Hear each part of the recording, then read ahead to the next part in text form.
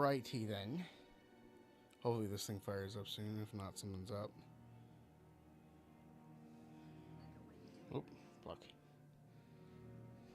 What is happening here? This thing hasn't popped up yet.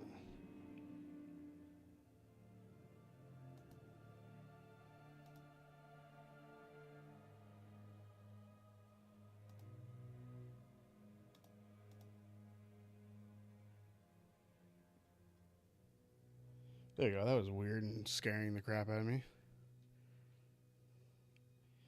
It was acting very funny, which has me nervous. So now I really have to check all my settings. Not a good way to start, I suppose. Not a good way to start.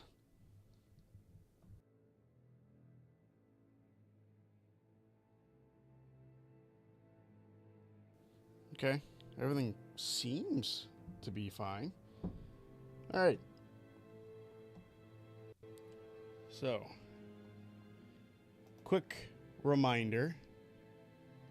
We are playing this on the console version, mostly because from what I've been reading and looking up, this game is notoriously difficult to capture with OBS, and you have to change a bunch of files, and I'm not smart enough to do that. So that is why we are playing on the Xbox. Not to mention this specific version doesn't have like anything to be added to it. The second game does have like more mods that you can add to the game to quote put the original intent back into it. This game doesn't have to worry about that. So we're just picking up where we left off from last time with our 2 characters so far.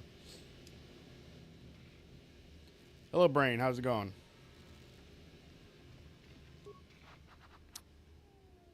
Last thing I remember is we were in this bar and we were told to go talk to the Hidden Becks. It's been a minute since I've played this game through, so I do have to sort of recall things. So that's sort of the objective. We're gonna have to figure out everything again. But I, for the most part, have an idea of what we're doing. You can't just walk in here. This is the Hidden Beck base. How do I know you're not a Vulcan spy sent to kill Gadon Thek? I need Gadon's help. I need to speak with him. I'm about halfway through the most recent Critical Role episode and took a break to turn into the stream. I really, really enjoyed the flashback with Julian at the tournament with his dad. Yeah, it's really shitty how Brennan makes me like this character so much who's dead. Right? It's the same thing with Theozy. It hurts my soul that he's making me like these characters so much who we know where they end. He's pulling an Oda on us, the creator of One Piece, who does that quite often. I need Gadon's help. I was told to speak to him. A lot of people want to go inside and speak to Gadon. He's a hero of the common folk. But the days of the Hidden Beck's open door policy are gone. Between the Sith conquest and the Vulcan gang war, Gadon has more enemies than he used to. We're being careful about who we let in now. Maybe I could bribe. Maybe a bribe. Jesus. Maybe a bribe could get me in. Maybe I could go ally with all those enemies. Yeah, we'll see. Persuade. My loyalty's not for sale. I've been with the Hidden Becks for years, and I'm not going to desert Gadon now just because everyone is turning against him. Maybe I could ally against those enemies. Well, or with those we enemies. do need all the help we can get. And you don't look like you're with the Vultures or the Sith. Besides, it's not like you can do anything to harm Gadon in the heart of his own base. Not with Zedra watching his back. So you're gonna let me in? Go in and speak to Gadon if you want. Just remember to be on your best behavior. The Hidden Becks are watching you. Alright, thank you very much. I don't think Theozy is dead. I think the leader of the Falconers Rebellion seeing a falcon before his death, and we know druids can place souls into animals. See, that's the thing. I kind of agree with that. To an extent, I think that's very likely what happened to Theozy. Is it possible something else happened and he's actually dead? And I like how the bits and pieces of the Schemers table is sort of hinting at something weird happening, which I'm a big fan of. Is it the Schemers table who started thinking about it? Yeah, because Azune still has like the glyph that didn't break, right? Like the glyph's not broken, so Theozy didn't even try to use it. So like, That's weird. That's suspicious, right? And yeah, with the whole introduction of the Hounds of the King, we had like a whole new batch of characters. We had a whole new batch of characters to sort of like... Hold it right there. Oop. Who are you? And what is your business with Gadden? Calm down, Zerdra. Nobody's going to try anything here in the middle of our own base. It would be a suicide mission. You're too trusting, Gadden. Brezhik and his Vulkars want you dead. Anyone we don't know is a potential threat, and it's my job to make sure you're safe. Do you want us to start attacking strangers on sight, Zerdra? Like the Vulkars do?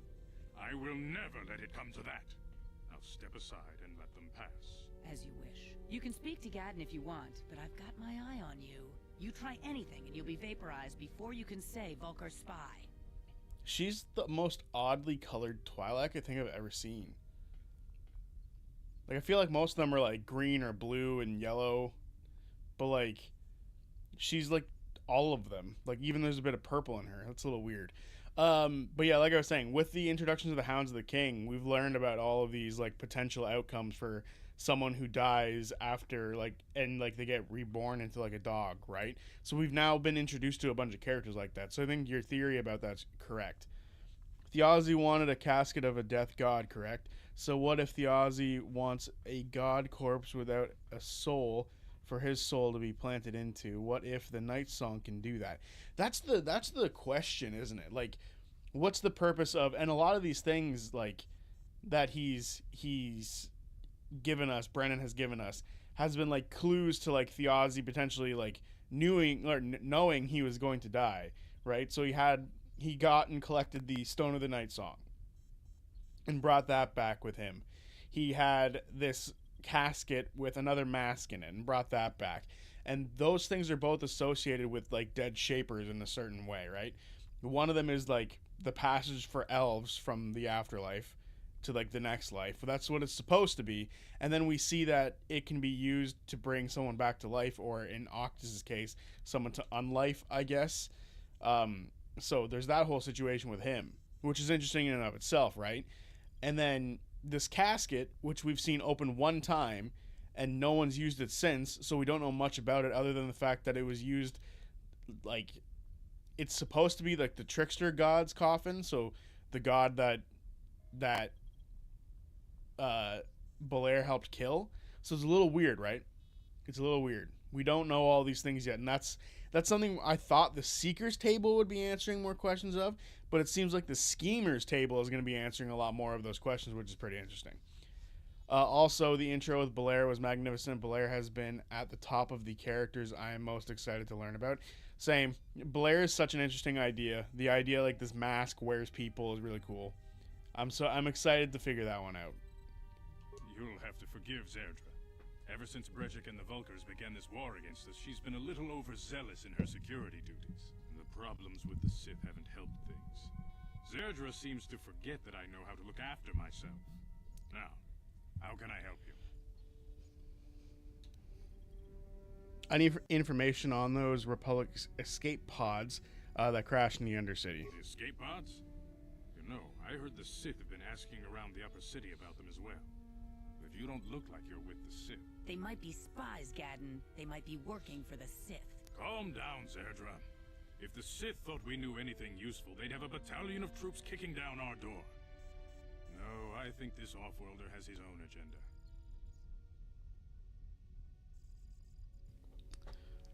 Don't worry, I'm not working for the Sith. I suppose I could tell you what I know. It's not like it could do any harm to me or my Hello, gang, Knack. How's it going? but it might cause problems for the Vulkars, and that's okay in my book. The Vulkars stripped those pods clean within hours after they landed. It's too bad we didn't get there first, considering what my spies reported the Vulkars found. A female Republic officer named Bastila survived the crash. We Becks don't believe in intergalactic slavery, but the Vulkars aren't so picky. They took a prisoner.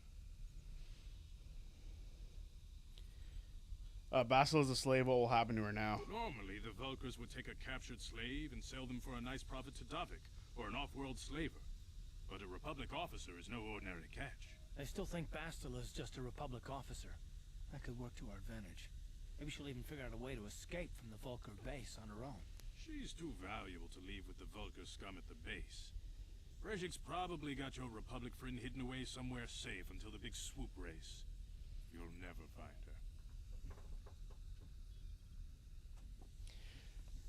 her. Swoop race, what does that have to do with it? I'm afraid your friend has become a pawn in Brejik's game to take over the lower city. He's offered her up as the Vulkar's share of the prize in the annual swoop gang race. By putting up such a valuable prize, Brejik hopes to win the loyalty of some of the smaller gangs. Their numbers will allow him to finally destroy me and my followers. So how do you propose we go about rescuing Bastila then? Well, we can't fight all the gangs. The only hope you have of rescuing Bastila is to somehow win the big season opener of the swoop race. How do I enter the swoop race? I might be able to help you with this, if you'd be willing to help us. We both have something to gain here, and much to lose.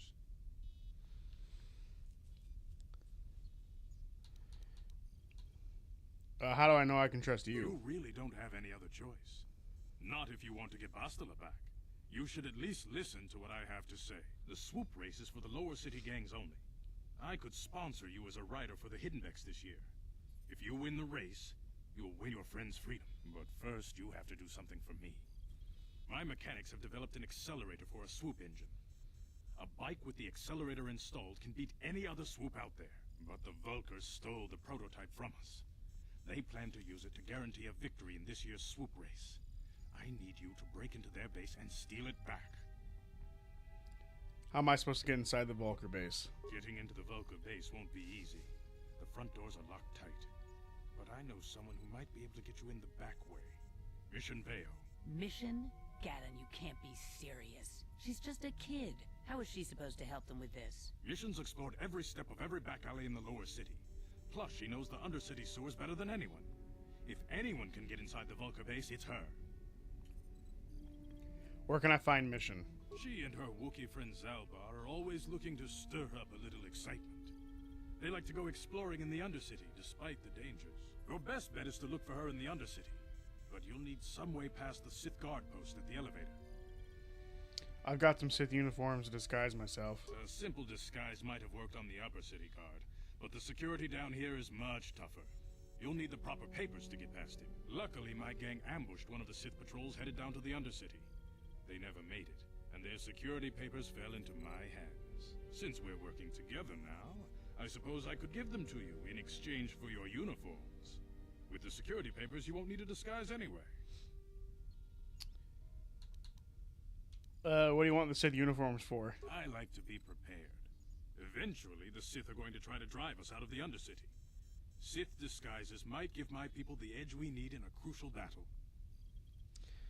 Okay, I'll trade the uniforms for the papers. Good choice.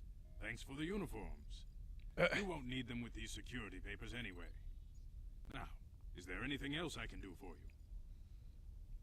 you? I'll be back when I get the prototype accelerator. I suggest you hurry.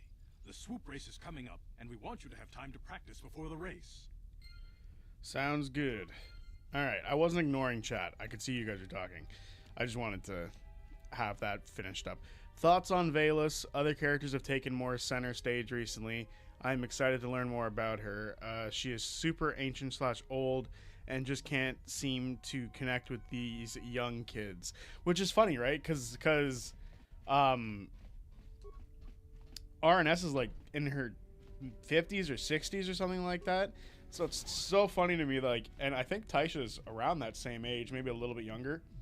So it's funny to me that, like, those characters, even though they are, like, older to, you know, humans, they're not old to her, which is, it's very funny. And I'm excited to learn more about her as we move forward, because they are compelling characters. Like all of them are, but Valus seems to be the one who has, like, it's kind of funny, right? You're this ancient character in the rest of the world compared to other characters, yet you don't seem to know all that much, which is kind of funny, and also kind of Ashley's forte. Like, Ashley isn't the type of, like, super well-informed individual, so she doesn't want to, like, have a character who should be that way, if that makes sense. So, like, and her explanation's pretty good, like, and Brennan did a good job of, like, explaining it, like, oh, this character wouldn't feel the need to know these things. Why question it, right? That's an explanation we got for the character as to why she is the way she is, because why would they need to know these things? Which is a good explanation in my opinion. So I'm hoping we get to learn more about Valus. I feel like right now Taisha and Julian are going to be more... I guess more like Octus and Julian are going to be more focal points, with like Taisha being like secondary to them and then Valus being like tertiary. Once we move closer to where Valus is from, I think it'll become more prevalent for her. Also, Royal Rumble, did you watch it? It was an emotional night. I have been an AJ Styles mark since 2004 and have... Oh, God. I thought the game just crashed. I had a mini heart attack. Been an AJ Styles mark since 2004 and have even watched TNA before it was on cable. I did watch it. I'm a bit... I don't know how to say this. I'm a bit disappointed in the actual Rumble itself. I feel like it was kind of lackluster in comparison to some of the other ones. Like, it's going to be an unfair comparison, but I'm always going to compare the Royal Rumble to 2020's Royal Rumble, where Edge made a big return. So for me, if there's no big return like Edge, it always feels like it kind of didn't work as a Rumble. Like, because the Rumble's best feature is bringing people back who haven't been around for a minute, right? Like, that's my opinion on the Rumble anyway. Like, the best part of it is seeing people who we haven't seen in ages. So,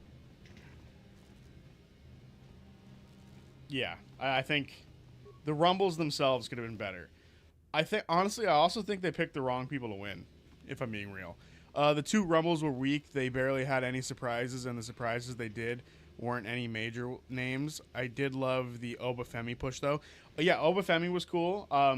I don't watch NXT or anything like that. I don't watch weekly stuff. I only typically watch like the pay-per-views because they're free for me because I'm in Canada. So I only watch the pay-per-views. So for me, it was really cool. The matches themselves, like, I thought Sami Zayn versus Gunther was fine. Was it Gunther? Sorry. Sami Zayn versus Drew McIntyre was fine. That it was just an okay match in my opinion. The match that actually slapped so hard for no reason was AJ Styles versus Gunther. That was such a good match. I'm not saying that it was a bad thing that it did that well. Like, it was a fun match. But it was like the actual emotional part of the entire thing, right? So to me, it felt like that was the big one. Like, that was the one that people should care about.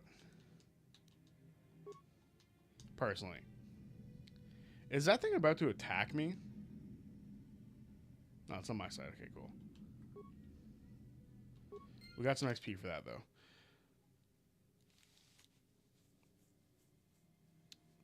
I like the luchadors, but I didn't need all the surprises in the men's rumble to be luchadors. That's true. Why did Finn Balor not get a spot and you gave El Grande Americano 2 slots, right? I like El Grande Americano, but goddamn, where was Finn? Sammy got annihilated by Drew. What, do you not like Sammy? I love Sammy. I think he's great. AJ is still a 5-star worker. He retired at his peak. Crazy. He really is our generation Shawn Michaels. Yeah. I mean, I would also put Seth in that conversation for, like, Shawn Michaels-esque. I feel like he is probably one of the best in the biz. You know what I'm saying? Why does he have 2-weapon fighting? He should not have that at all. He doesn't use those blasters at the moment. I love Sammy, but that match wasn't competitive at all. They wanted to build Drew as a monster going into Mania. Yeah, that sucks. I think we've talked about how I'm not a terribly big Drew McIntyre fan. So for me, it's like, eh. But I understand why they want him to be perceived as such. Like, I totally get it. For sure, Seth can do anything with anyone and make it look amazing. Yeah, he's awesome. But yeah, I felt like the men's rumble was weak. I think the women's rumble has maybe the right winner if you want to say it that way, but you could also argue there's a couple other people who probably should have been the winner of the rumble. Like I think Sol Ruka could have won, right? I think you could have given Sol Ruka the win for that rumble, and I don't think I would complain at all. Like she's dope. So personally, like if you gave Sol Ruka the win, I would be like, all right, that's perfectly reasonable to me. I mean, to me, it was either her or Liv Morgan, right? Those are the two for the women's rumble that should have won, and because I think although Liv Morgan's I'm kind of done with Liv being champion. Like, if she goes to be who would she be facing? I think she's going to be going up against not Lyra. What the hell's her name? Stephanie Vicar, right? She's going to be going to face Stephanie. So, I think that's probably going to be a decent match by the sounds of it. And it'll be fun to see how that plays out because I don't think they've wrestled one-on-one before. So that'll be fun. And then, although Sol Ruka would have just been a really fun, like, rookie champion type. Like, oh, this character or this individual hasn't been around very often, or for very long, but she's still kicking so much ass sort of deal. If that makes sense. That's just an idea that I had in my head, like, to explain, like, why she would be in that position. But, you know. I do think Roman winning was wrong, the men's rumble. Who do you give that to? Realistically, I think there's 3 people who shouldn't have won that, and that was Jay, Cody, and Roman. Those are the 3 who shouldn't have won. I honestly think you probably could have given the win. You probably could have given the win to Obafemi, if I'm being real. Like, if you wanted to build someone huge, Obafemi coming in, because he's already huge, right? Like, people love Obafemi.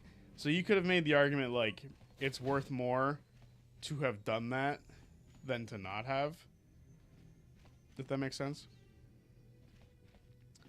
100% believed Bianca Belair was returning, winning the Rumble, and Jade and fighting Jade at Mania. See, I think personally that Jade is kind of over. Not Jade. Bianca Belair is incredibly overrated, but that's just me. I know other people are going to disagree with that hard. I don't know. Like, she has a fun gimmick with her hair and all that sort of stuff. Like, it's fun. But I think that there's too many, like, people who don't look like powerhouse characters who pretend to be powerhouse characters. It's kind of my main issue with AEW is, like, every other person seems to be this, like, powerhouse character. But I feel like there's too many, like, powerhouse type characters in the women's division right now for it to be like, there's too many people trying to be China, if that makes sense. Like, to me, there's too many women trying to be China, and none of them look like China. So it doesn't really work. Like, Rhea Ripley, she's probably the closest thing, in my opinion, to China. Then you have Charlotte, could technically be considered in that sort of position.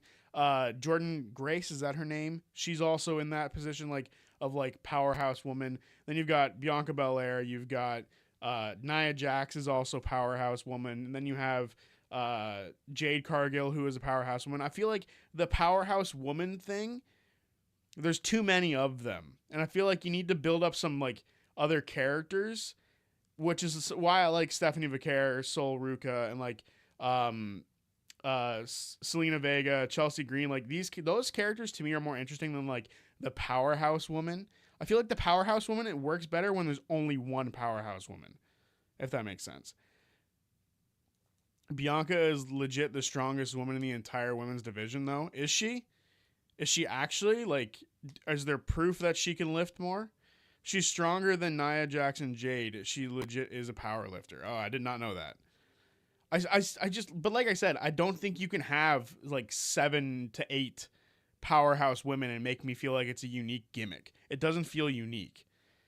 Like, there's too many of the powerhouse women type to be a fun gimmick, in my opinion. So, like, someone out of that group needs to figure out a new gimmick. Honestly, you could probably maybe rework Rhea at this point. Rhea's gotten pretty stale. You could probably rework her. I feel like the three, if that is the case, you could have like 4 of them. Jordan Grace, Jade, Bianca, and Nia. That should be your powerhouse women.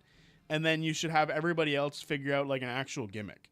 Because as of right now, Rhea is just hot dom mommy, right? That's all she is. And that's so boring after 2-3 years of that. She's Rhea Hogan now, right? Like, that's the joke. So I feel like they need to figure that out. All right, Twisted Rancor Trio, Guts and Glory, a chronicle of the amazing story of the Twisted Rancor Trio by Ginthos Uksaris. A work in progress, the origins of what would eventually become the most famous band in the galaxy are surprisingly humble. The brains behind the group manager, the brains behind the group manager, Githos Uksaris, founded the trio to earn a date with a young singer named Elinda. The ploy worked, and Elinda became, I'm probably saying that name wrong, the first member of the band. Githos scrambled to find musicians to back her up. She signed a Bith named Uja to be the lead musician. Soon after, he signed Uja's brother Uji. This is some like Sanji's brother name. To complete the trio. The band struggled at first. Elinda was a fantastic singer, but Uja wasn't much of a musician.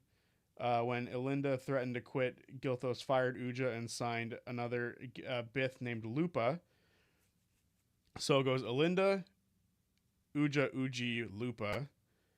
Of course, this didn't go over well with Uja's brother Uji and quit. Fortunately, Lupa knew another musician named Fudo, who joined to replace Uji. Led by Elinda singing, the second incarnation of the Twisted Rancor Trio became quite popular on their homeland of Terrace, eventually attracting the attention of a local legitimate businessman, Davik Khan. Yeah, legitimate my ass. Davik asked Gilthos to bring his group in for the performance. Ginthos agreed, realizing this would be the band's big break. Unfortunately, Elinda had certain unsubsidized rumors. What does that say? The fucking text looks weird. Unsubstantiated, there it is, rumors about Davik and his connections for the exchange. Fearing for her life, she refused to go to his estate to perform. Many felt that without Elinda singing, the band would crumble, but Ginthos came up with a brilliant plan to save the group by hiring Elinda's sister, Anna. Okay, I think we're good. I think that's all we needed. We needed the order in which they appear, right? In which they join the thing. Hello, Bick. How's it going? Let the girlies bench all them pounds. This shall be my only comment. Oh, crazy. Elinda. Where's Uja? Uji. Uja. Uji. After that, I believe, was Lupa. And then Karth, get out of the way. I believe Fudo was next. And then Ashana. Bam. Got it open. Rhea is significantly similar significantly slimmer. She is still perceived as like a powerhouse character though, and I think that's kind of, again, I'm there, if there's too many of a type of character, I get bored. That's why characters like Brock and Obafemi are kind of cool to me, because there's no one else like them right now. like people can try to be like them, but no one else is like Obafemi and Brock Lesnar at the moment. So they have this sort of like thing that nobody else has. Hey, you can't come in here. This is a private apartment. Oh, this is a guy that we're looking for, a bounty on his head. I'm here to rob a place. Sit down and shut up. What are you doing here? This place looks abandoned. We'll go with that one. None of your business. Just turn around and go back the way you came if you know what's good for you. Ooh. Are you in some sort of trouble? Do you want to talk about it? Ugh. We'll go with that. Are you in some sort of trouble? It's not something you want to get mixed up in. Look, do yourself a favor and just leave me alone. Alright, I'll go. Good, get out of here. Stay out of my apartment and my business. So, is there a quest on here for this?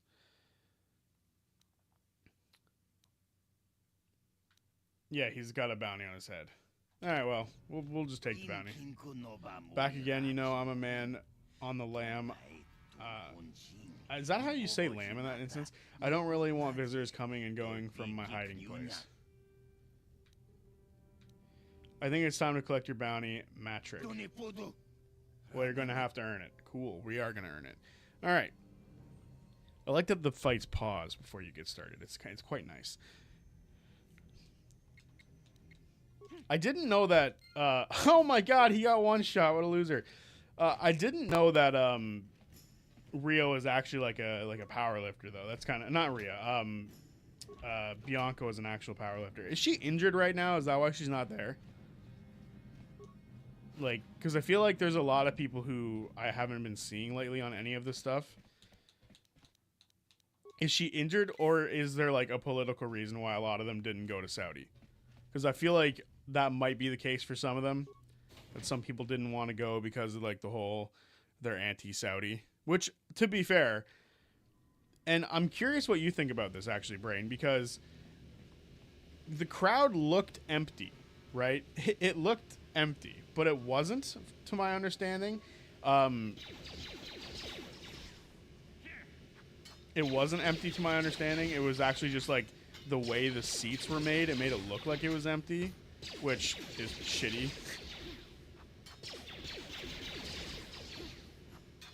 Come on, don't die.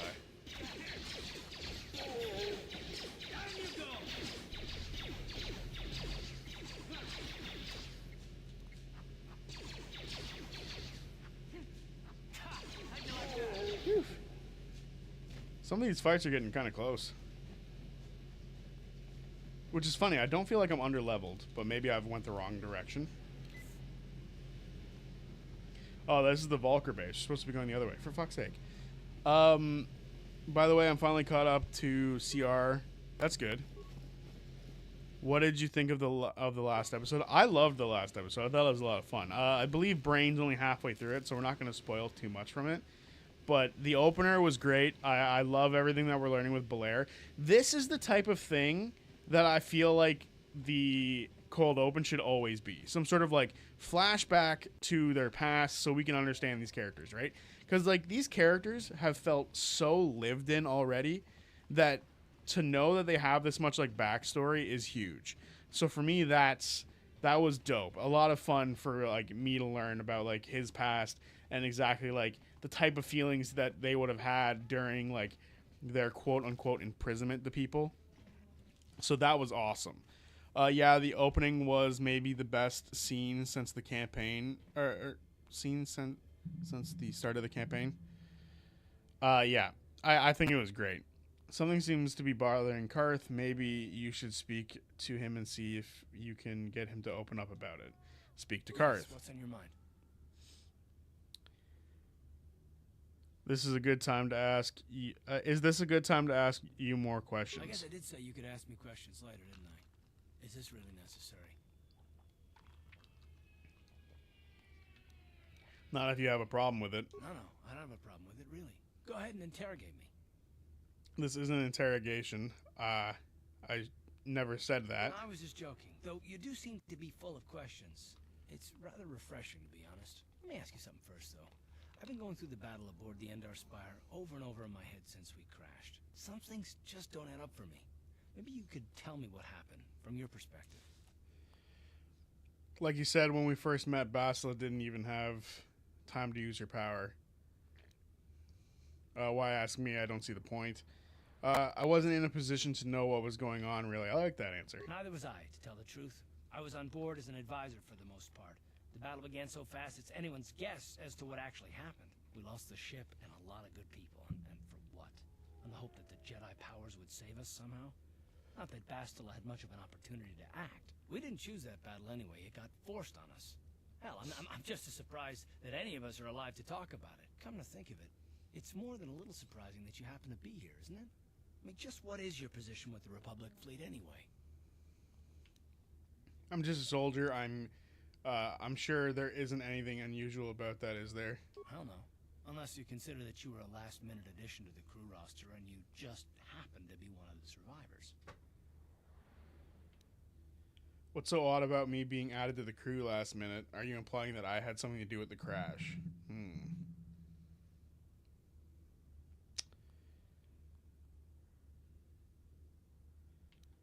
I don't know. I like both of these. What's so odd about being added to the crew at the last minute? You were the only one. Not to mention that Bastila's party was the one who requested your transfer. Why would Bastila request my transfer? The Jedi requested numerous things when they came on board. I mean, hell, they practically took over the ship as far as I could tell. Considering your connection to Bastila and the Jedi, whether you know it or not, your presence here seems a little convenient. I'm probably wrong, and this is probably nothing, I know. I learned a long time ago not to take things at face value, however, and I hate surprises. I'm telling you, Karth, I had nothing to do with the crash. I expect you're right. I've got no real reason to suspect you of anything. Still, it's better to be safe than sorry, right?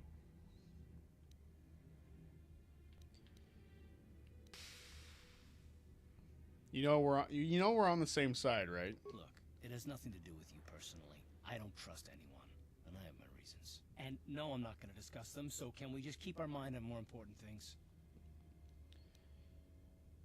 You haven't heard the last from me on this. All right. You're pretty damn tenacious. You know that? We'll talk about it, but later. Right now, I just want to get going. Damn. I started that conversation to ask questions about him, and he was the one who weaseled questions out of me.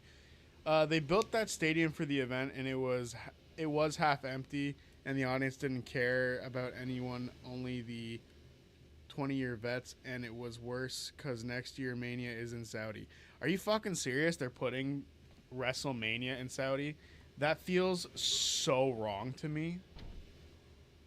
Brother, let me in.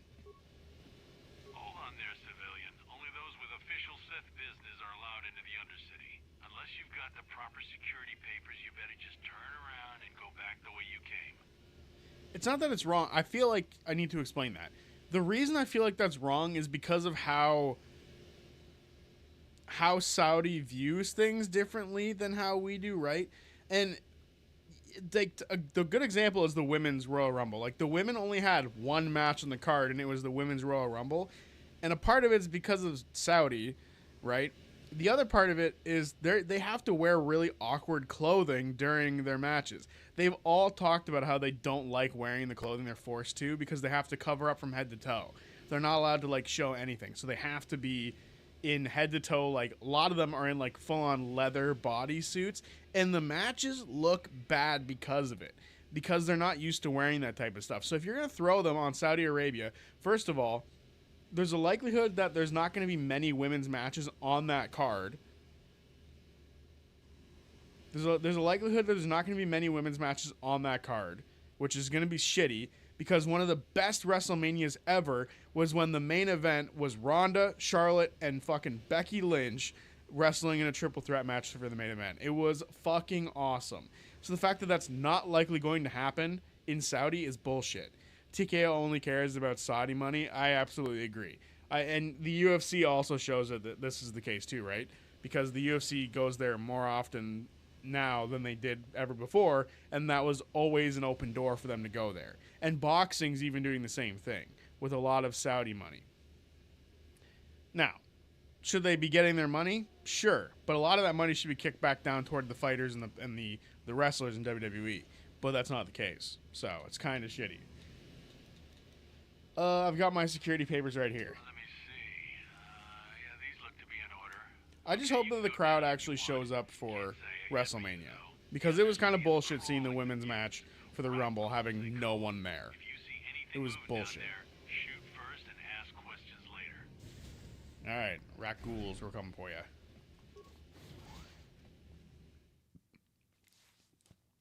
I don't know. I felt like the crowd not showing up and barely cheering was so annoying. You there, Upworlder! Anyone using this elevator has to pay the toll. Yeah, this is our elevator. If you use it, you gotta give us something. I don't believe this planet. Even the beggars are trying to shake us down. 5 credits. That's what it costs to use our elevator. 5 credits. Here's 5 credits. Credits, my brother! We have credits. Now we can buy food and medicine. Hush, or the others will hear us. They'll want our credits. We have to hide them.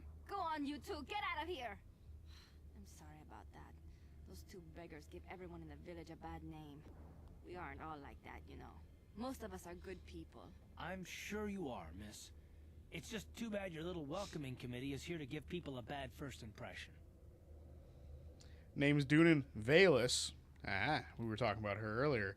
Who are you? My name is Shalina. You're from the Upworld, aren't you? I've never seen it. I was born here in the Undercity. Is it as nice as they say up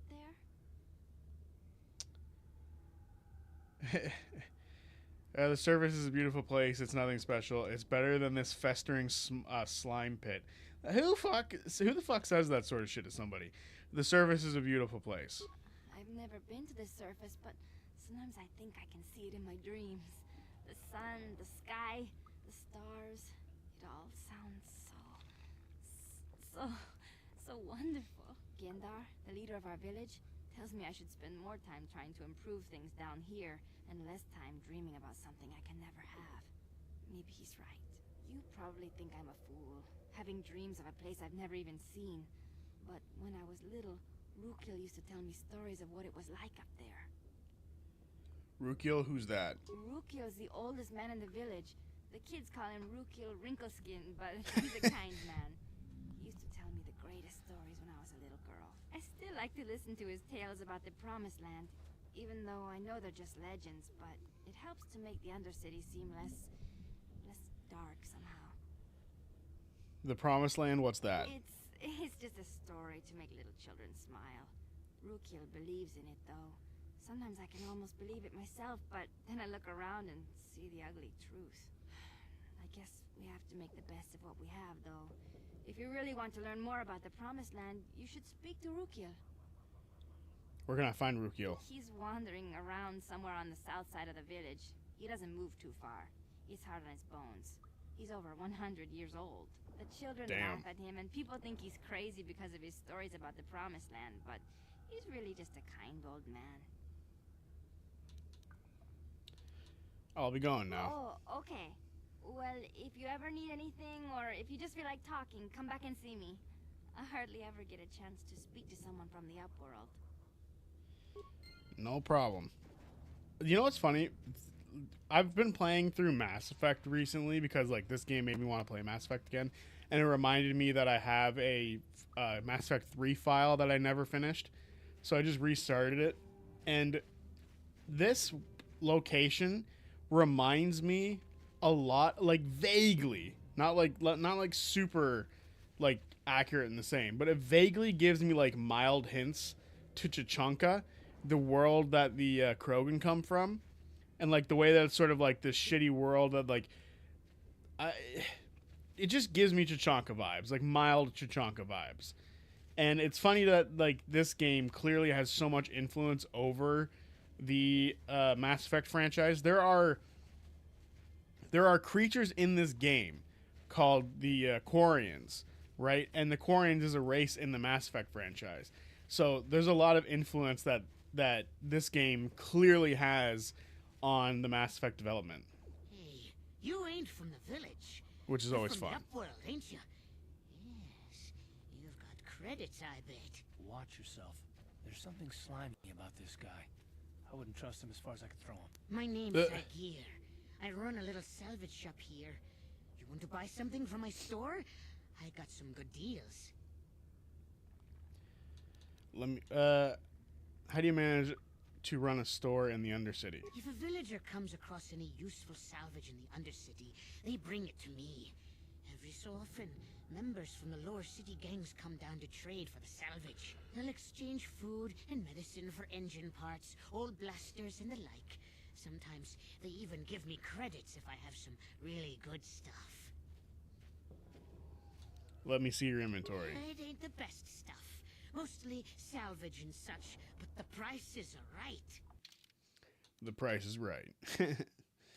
Can I sell anything to him? I feel like we have a bunch of shit that we're not using. Like these shock sticks. I'm never using those. We have several blasters that we don't need. We have 2 energy shields. Like 2 extra ones. Does Karth have one? Alright. I'm going to grab a few med packs. I kind of want to grab these because they're expensive. Alright. And it's hard to find sometimes, so you have to have stuff if you have. I thought I had an energy shield equipped. Did it break on me? Nothing else though. What kind of armor can we have here? Can I put that on me and make it better for myself? Still a 14. Does his go up at all? It does, so we're going to put that on him.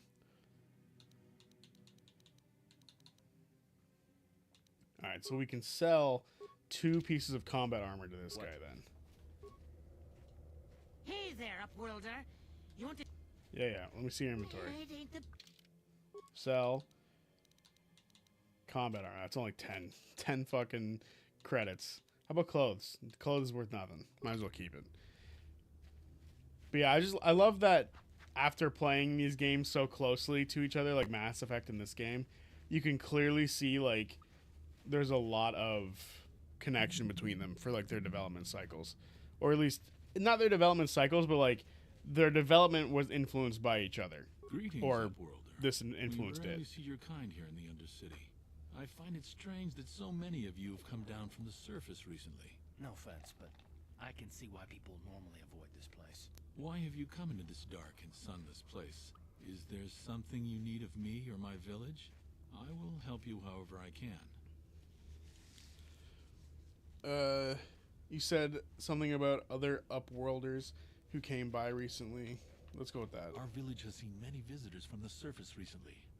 Armored troops, swoop gang members, mercenaries. They come to search our sunless world. They're even searching the sewers.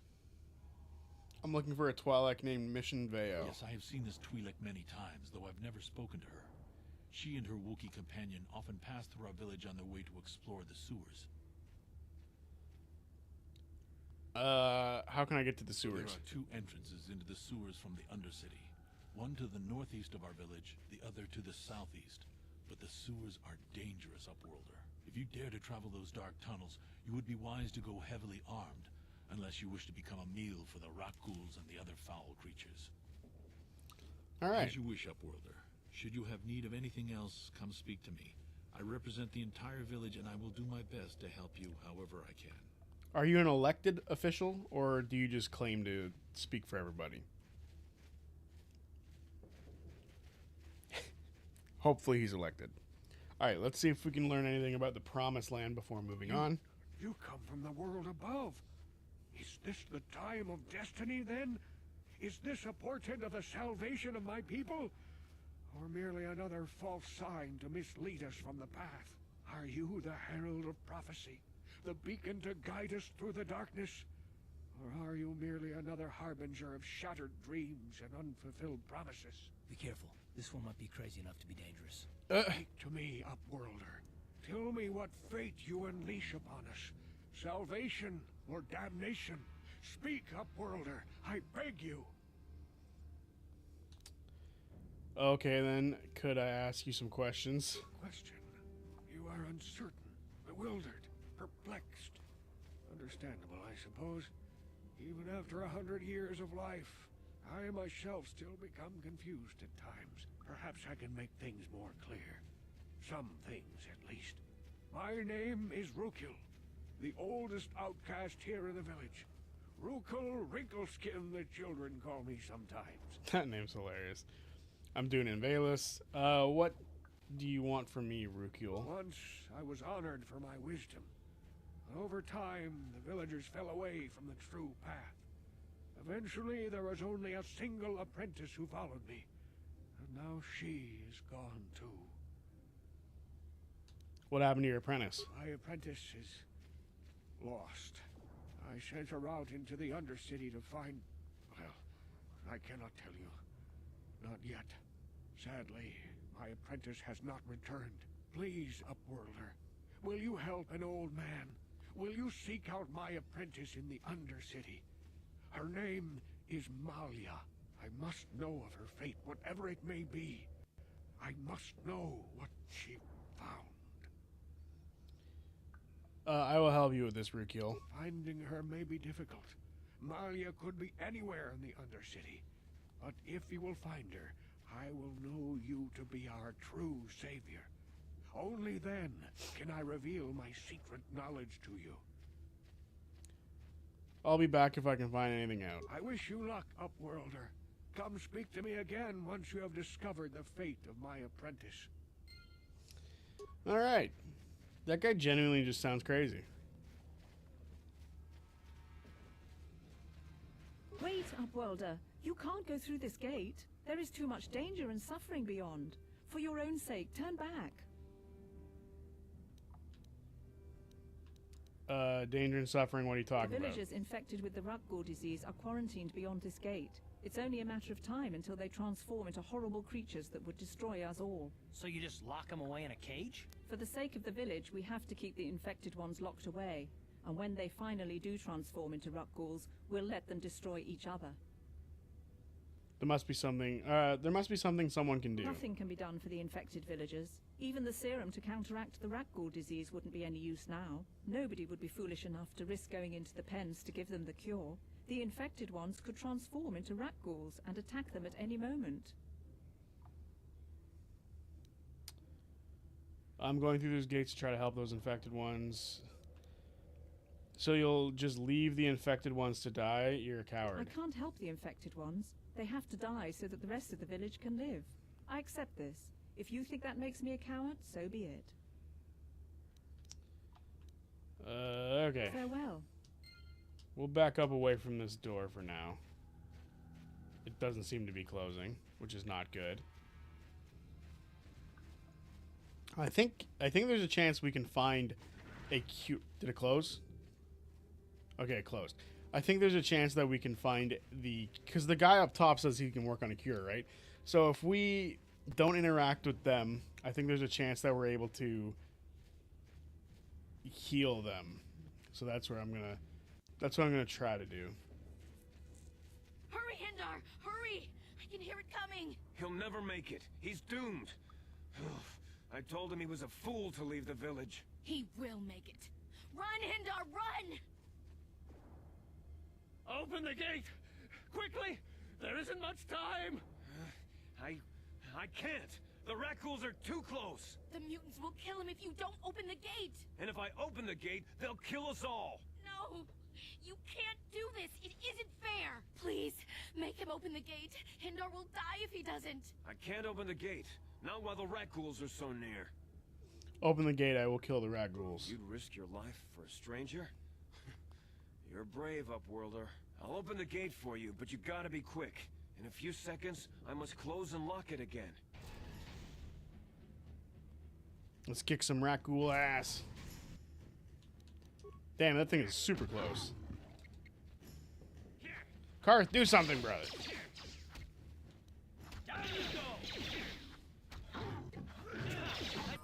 Oh. Terrible. Are we going to turn into a rat ghoul? I can't thank you enough for saving me, Upworlder. If I had anything but these rags on my back, it would be See ya, yours. brain. But we have nothing. I still have you, Hendar. That's all I need. Let's go back to the village. Thank you for saving Hendar. You are braver than I, Upworlder. Maybe we outcasts have lived too long in selfish fear. Perhaps we can learn a lesson from your brave actions. But enough of my ramblings. Is there something you need, Upworlder? Now we're good. Goodbye, Upworlder. Alright, I guess now that Brain's headed out, we can talk a bit more about the most recent episode of Critical Role. We'll go with that. I feel like it's best for us right now. This feat gives a +2 skill points bonus to Persuade, Awareness, and Treat Injury. This feat replaces the +1 from the given from Empathy. Is that what this is called? Yeah. So this is improved Empathy. Is there anything else that we can add first before worrying about that? Like maybe an improved power attack. Or maybe you can just add Flurry. I feel like Flurry is a pretty good move. Don't ever let a monk know that I said Flurry is a good move. Because I will never live that down. Alright, time to go stretch our legs. Definitely Flurry? Yeah, I grab Flurry. It's a good one. Nobody else is gonna help me. Even the Becks won't help me. But I can't just leave him there. He's my friend. You'll help me, won't you? Whoa, slow down, Mission. What's wrong? It's Zalbar. He's in trouble. Big trouble. We have to help him. If we don't, they'll sell him into slavery. Calm down, Mission. Take a deep breath and tell me what happened. Me and Zalbar, we were just wandering around here in the Undercity. You know, looking for stuff we could find. Just kind of exploring. We do it all the time. I guess with a Wookiee at your side, you've got to figure you can handle the odd rat ghoul attack. Only this time, they were waiting for us. Gamorrean slave hunters. We didn't even have a chance to run. Big Z threw himself at him and then roared for me to run. I took off. I figured Zalbar would be right behind me. But there were too many of them. He couldn't get away. They're going to sell him to a slaver, I just know it. Do you know where they took him? I don't know for sure, but those Gamorreans like to hang out in the sewers. The stink reminds him of home, I guess. That's probably Jesus where they took Christ. If I help you get Zalbar back, you have to get me inside the Vulcar base. It's a deal. As soon as we get Big Z back, I'll show you a way into that Vulcar base. Now come on. We have to find Zalbar before they sell him to slavers, or worse. Do you know where he's being kept? The Gamorreans make their camps in the sewers. I bet that's where we'll find Zalbar. And that's where I'll show you the secret entrance into the Vulcar compound. Alright, Mission is join the party. Hallelujah. A new party member. We have a full party now. Finally. And she is going to be, for now anyway, my main... Actually, she already has, like... She's a good demolitions person, but she's also good with security, so that's good. So she's going to be, like, my main security person and demolitions person. So we have a couple points for her. She can't up her treat injury. Her awareness can go up. Yeah, well, that's about all we can do for now.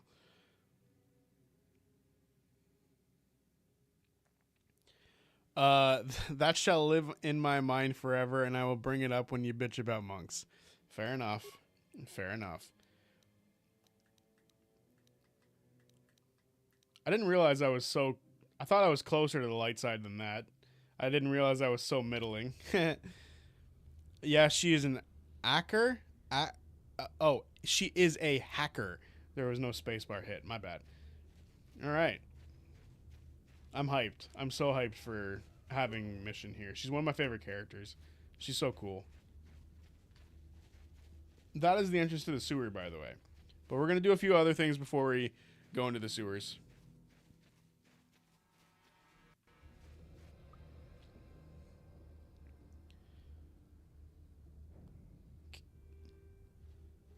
What was his name? Cassian Ordo?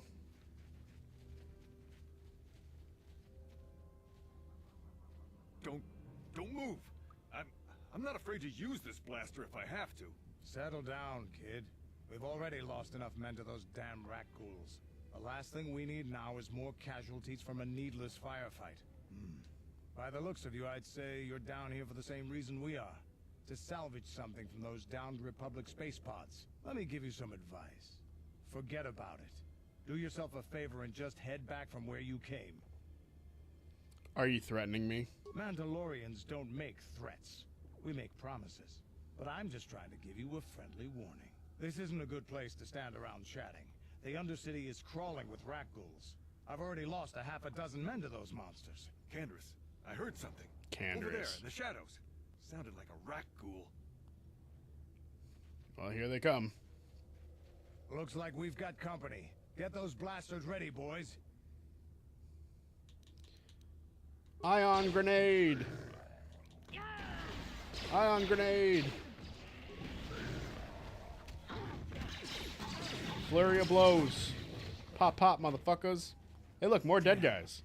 I told Davik this salvage mission was a bad idea. His men aren't trained for this kind of thing, and I can't babysit them all. Okay, boys. We're getting out of here before I lose anyone else. I can't carry all this salvage back by myself. You'd be smart to get out of here as well. Even if you can handle the rat ghouls, I doubt there's anything worth finding anymore. What do you mean by that? Davik sent me down here with this motley crew to scavenge whatever we could from the Republic escape pods that crashed during the recent battle overhead. But the lower city gangs got here first. Anything worthwhile in those Republic pods is probably in their hands by now. Davik won't like that.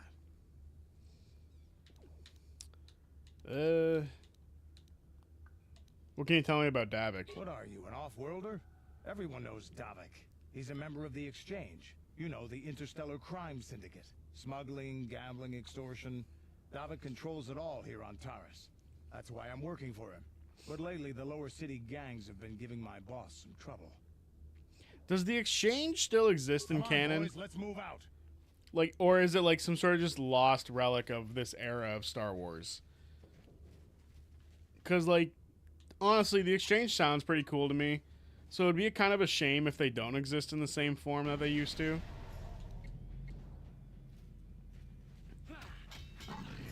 Wow, that instantly killed. Flurry of blows. Let's go. Time to make a monk character. Ready? Am I right? Sure.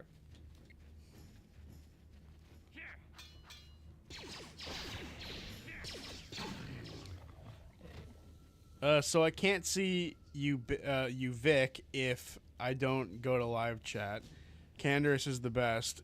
It depends on if they bring it in Fate of the Old Empire. That's a good point. I'm curious what that game's going to do. Is that game just going to be like a canonized remake of this? Which I will not complain if that ends up being the case. Believe me, that would be awesome. And honestly, about fucking time they do that. You know what I'm saying? Like, this franchise is badass. Yeah? What? So to finally have it happen, I'm about to get attacked by this guy, and I cannot target him for whatever reason. Time to die. Yeah. Literally, get one-shotted. How are these guys getting destroyed by the rat ghouls? I feel like I'm messing them up.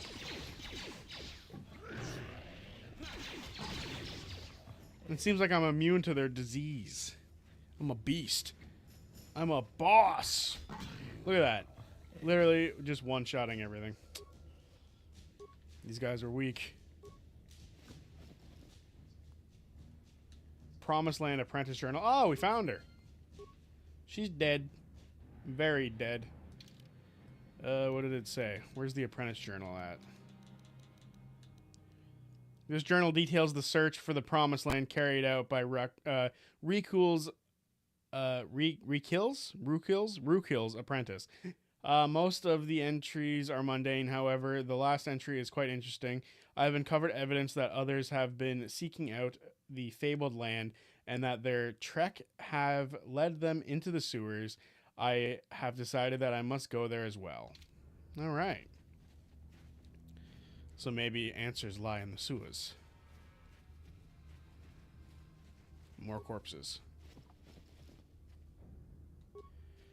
I am curious what that game's gonna look like though, because it is very exciting to think about like the future of Star Wars games if it is a canonized version of this game, which will be awesome if that's the case, because I fucking love this game. Ready? Yeah? Yes. And the characters in this franchise are just so cool. To actually get them in canon would be awesome. Just would be the coolest damn thing. Okay. Is there any... What are her abilities? I feel like that's something we should check before getting too deep into it. So, she's realistically good at all of these, like the blaster types. 100% agree? Yeah. I mean, I think that if they were to ever make range... So there's more range on this, and there's more damage on that. She should absolutely be using that blaster instead. Yes. All right. There's just so much to this time frame of Star Wars that is currently unexplored by Disney.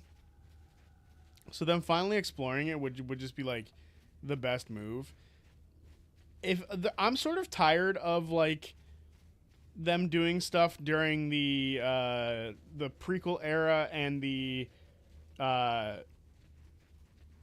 Galactic War era, like the Empire era. I need them to start moving forward with Star Wars, right? I need them to start doing stuff after the sequel movies for me to like truly care about stuff nowadays. I really do need that to happen. Personally, I need to see more of like where the story is going. I like what they're doing post Empire era. Like, I like what they're doing with Mandalorian and Ahsoka and stuff like that. So that's exciting. Leading into the prequels is dope for me. Or sorry, leading into the sequels is dope. But I need to see more post sequels content. I need to see any post sequels content. Help me, please. I can feel it inside my skin. Something growing, like some kind of hideous disease.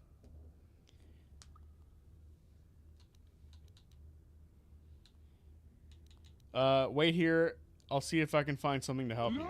Oh, God. No! I can feel it! Oh, Jesus. He looks terrifying. Sorry, brother. Time to die.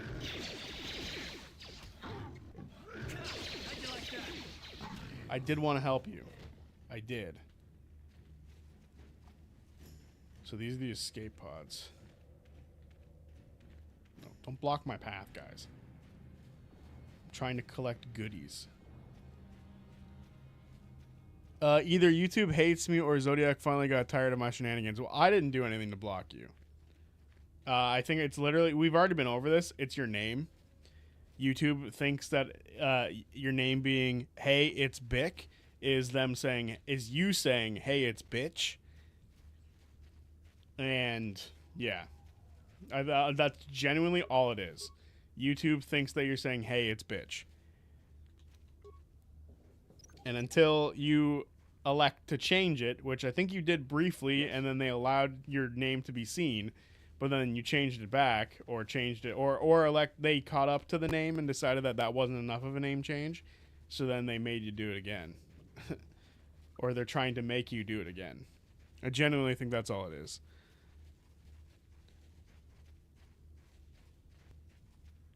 You're lucky that Dream isn't here. Otherwise, he'd clip it. What'd I say?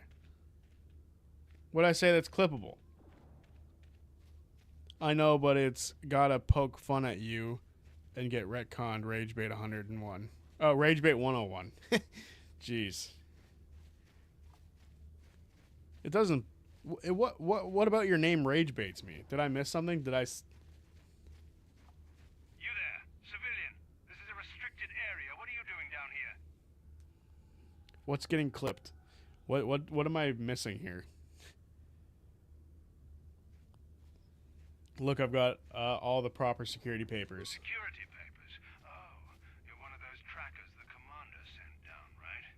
They should have given you an armed escort. It's nasty down here. We've already lost one patrol. We figure the rock ghouls got them. We've had so many encounters with those things, we've actually run out valuable serum. Plus, we've had several skirmishes with looters from those lower city swoop gangs. I'm telling you, we should just stay in the upper city where we're in control.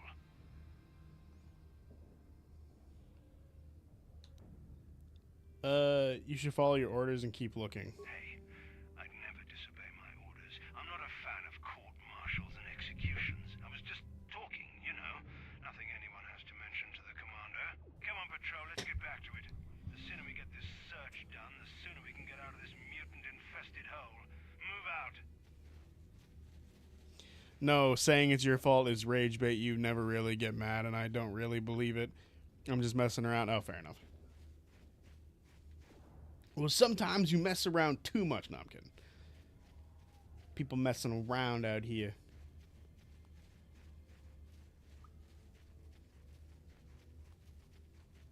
But yeah, if the fate of the Old Republic is truly just a remake of this game but canonized, that would be my favorite thing ever. And I'm so excited for when that game comes out. When is that supposed to come out? Is that this year? If that's this year, I'm so hyped.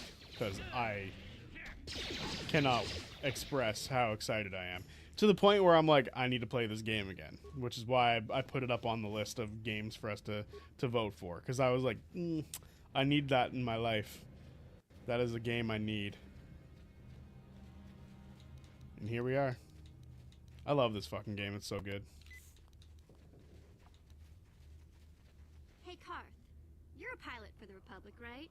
You've been all over the galaxy, I bet, right? So tell me, how would you rate Taurus compared to other worlds you've seen? To be honest, Mission, Terrace would rate pretty low. The prejudice, the rich spoiling themselves while the poor are crushed beneath them, it's not a pretty picture. Yeah, but that's only since the Sith occupation. Before that, well, I guess it wasn't all that different, really. Maybe Taurus ain't as great as I thought, you know? Trust me, Mission, there are a lot of worlds better than Terrace. There are worse, too, but Terrace is no place for a kid to live on her own. Even a kid who's got a Wookiee to look out for. Hey, I ain't no kid. I look out for Zalbar as much as he looks out for me. Big Z's my friend, not my babysitter. Jeez, I come ask you a question, you give me a lecture. Don't you snap at me, Missy. You want a lecture? How's this? Only bratty little children fly off the handle because of a simple comment. You're not going to take that from him, are you, Mission? That's the worst thing you could say. Settle down right now, both of you. I don't have to listen to you, Karth. Oh, you dear. ain't my father, though you're sure old enough to be. So keep your lectures inside your withered old head. I don't need them.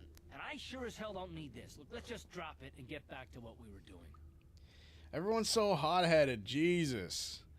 I also agree. I want the franchise to move forward. Oh, what the fuck? Something seems to be bothering Karth. Maybe you should speak to him. Speak to Karth. Yes, what's on your mind? I want to discuss something with you. Oh, fair enough. What do you want to discuss? I want to talk about these issues you seem to have with me. I knew you wouldn't understand where I was coming from. Let me try and explain.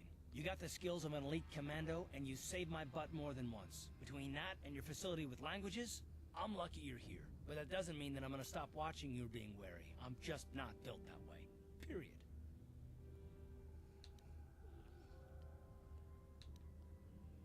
What exactly are you watching me for? I don't know that yet.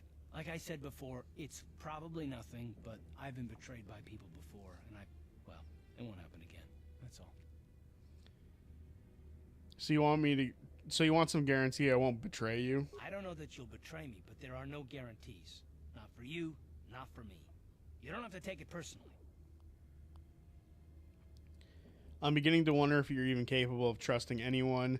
Right, and how am I supposed to know that you won't betray us? Let's go with the first one. Well, you can stop wondering. I'm not. I don't need someone around who doesn't trust me. Are you sure you don't want to talk about it? Let's say that. You don't want to talk about it? No, I don't want to talk about it. But I want us to save the galaxy, if that's even possible. Why is whether or not I trust you or anyone so damned important to you? Why do you even care? We don't have time for this, so can we please just drop it for now? Can we pick it up later if you really must? I want to get underway. Well, if you keep looking like a sad boy everywhere we go, Karth, the game's gonna make me talk to you. So you need to figure out your facial emotions before you fucking go off the rails bitching at people about stuff. Alright? Jesus. I mean, come on. The dude makes himself look all sad and he's like, why are everyone interrogating me? Like, because you look sad, brother. What do you want from us? Here we go. Oh, shit. Time to go off the rails and kill some rat ghouls. But yeah, I think the franchise needs to move forward from where it is right now. It needs to ignore a large portion of the fans who get upset no matter what they get and just start making new shit. That's what needs to happen with Star Wars for it to move forward. Even if that means they go so far back in the timeline where stuff won't affect the current, like, stuff going on in any form or fashion, like what they did with this game. Like, if they're going to just remake this game and stuff like that, then yeah, like, that's fine to me. That's the sort of stuff they need to go backwards to do. Flesh out the extended universe a bit more, if that makes sense. Otherwise, I need them to finish up with what they're doing with Ahsoka and Mandalorian, and then move forward with some new stuff past the sequels. We need to get the bad taste the sequels left people with out of their mouths, if that makes sense. Like, it needs to move forward. Yeah, that was why I was excited about James Mangold movie about the very first Jedi. That's a thing. I didn't even know that was a thing. But if you go that far back, that's cool because it starts to flesh out the universe more, which is something I feel like the world needs to do. They need to flesh it out more. If you need to do one of two things. You need to flesh the grand universe out more, or you need to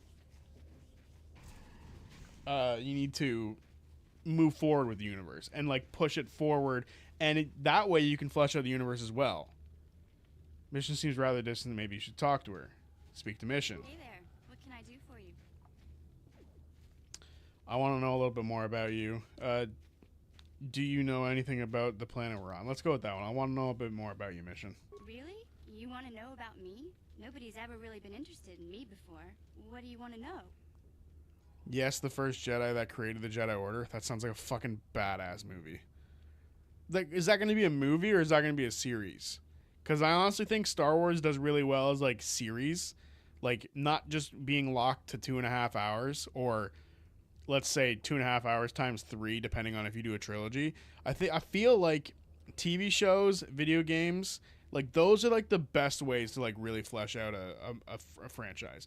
A movie? Okay, interesting. So it's probably going to be, like, a single movie, no trilogy.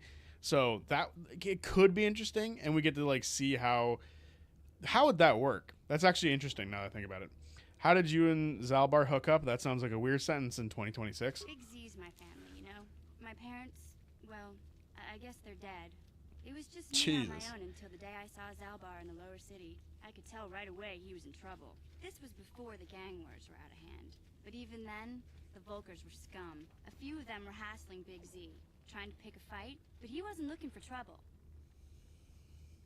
Who would want to pick a fight with a Wookiee? Hey, nobody said the Vulkars were smart, but there were 3 of them, so maybe they figured they could handle him. I don't know. Anyway, I don't like the Vulkars at the best of times. And when I saw them picking on this poor Wookiee, all alone on a strange planet, overwhelmed by the big city, I just lost it. I screamed out, "Leave him alone, you core slimes!" and charged right at them. Well, one of them saw me coming and slapped me so hard he just about knocked me cold. Damn. Oh, you're lucky he didn't fry you with a blaster. Smacking a kid, those Vulkars have no class. Hey, don't treat me like I'm a little girl. I ain't no kid. I'm 14 years old. Those Vulkars didn't scare me. They're nothing but cowards. I knew how to deal with them. Of course, I never got the chance. I guess Zalbar didn't like seeing me get smacked around. He let out this howl and yanked that Vulkar a meter up off the ground and held him there by his throat. I did not know that she was 14 years old. What did the other Vulkars do? Could your story be more boring? Jesus. Did Zalbar kill him? Are you kidding? Big Z ain't like that. He's just a big old softy inside. Of course, the Vulkars didn't know that. The other 2 screamed and ran off. Can't say I blame them. The first time you see an angry Wookiee up close, it isn't a pretty sight. I thought Zalbar was gonna rip that punk's arms off and beat him to death with his own fists. The Vulgar was so scared, he fainted. Or maybe it was Big Z's breath just knocked him out. I keep telling Zalbar to brush those choppers of his, but he never listens. Just stay upwind when he's speaking and you'll be fine. Anyway, I knew those Volkers would be back with friends, so I grabbed Zalbar and we took off. Ever since then, we've been a team. We look out for each other, you know?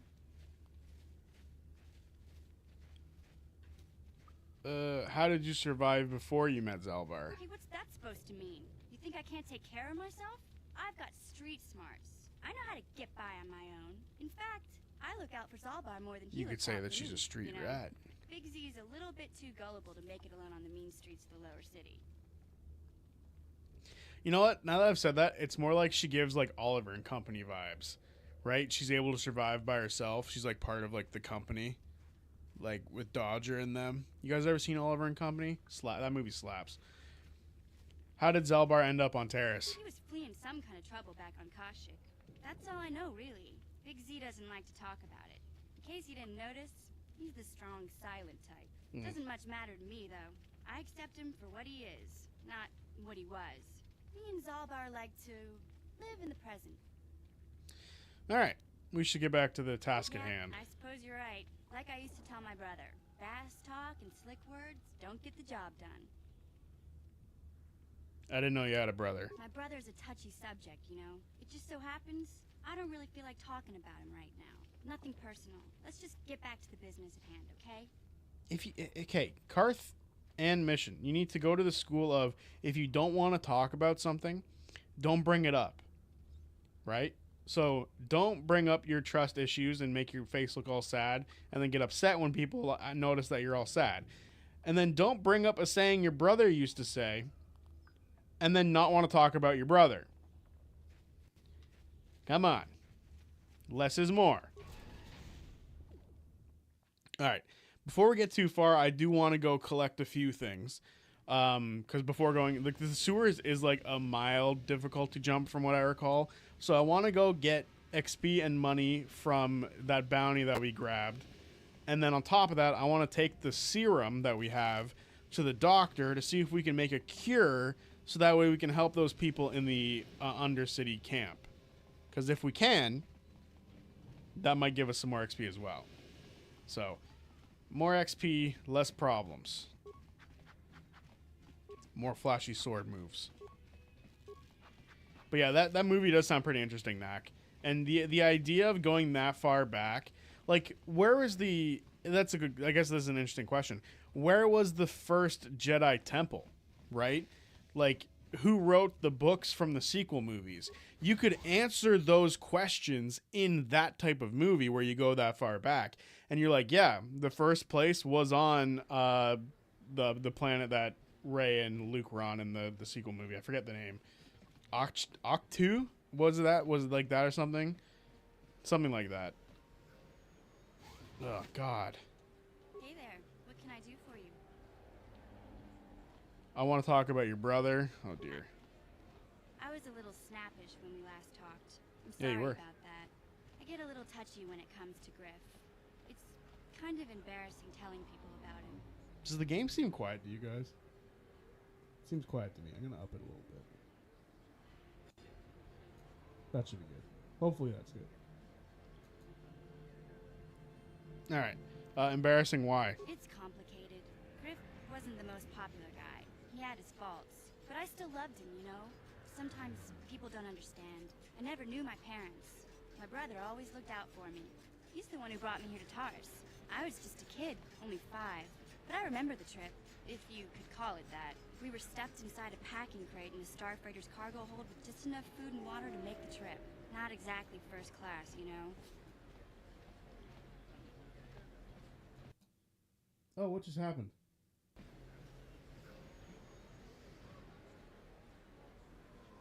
Did you guys lose the sound for a bit? Okay, I should stop fucking with shit while I'm streaming. I should figure it out on another day. Hopefully it still sounds right. I need to check. What a moron I am for continuously trying to do shit while I'm streaming. I'm not good enough at streaming to do that.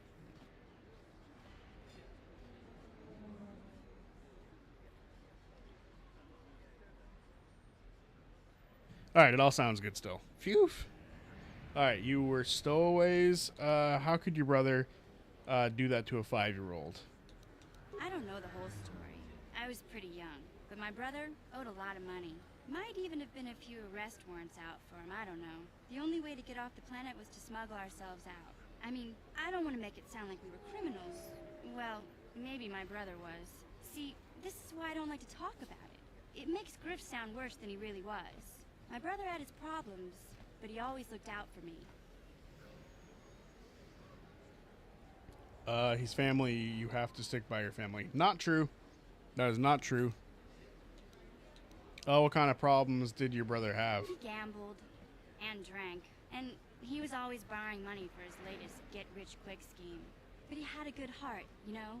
He taught me how to survive, showed me how to slice into a computer security system, how to get inside a locked building without the entrance codes, and how to spot a wealthy mark for a quick shell game.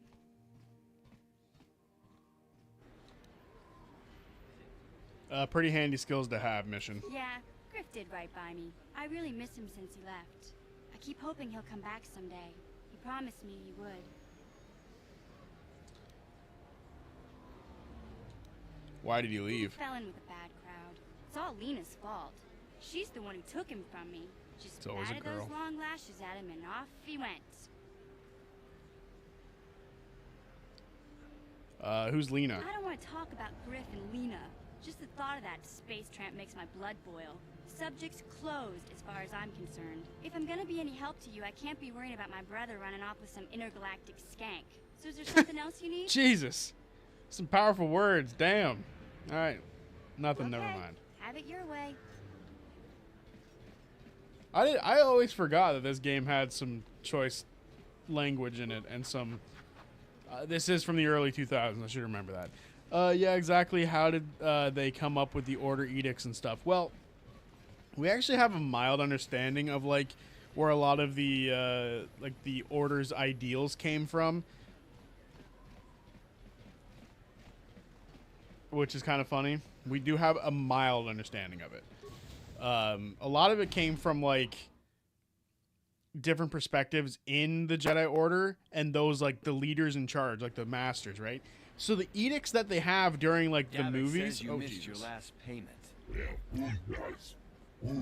Davik doesn't like you missing payments. Here, I've got 50 credits, a down payment. That should buy me some time, right? Sorry, you're out of time.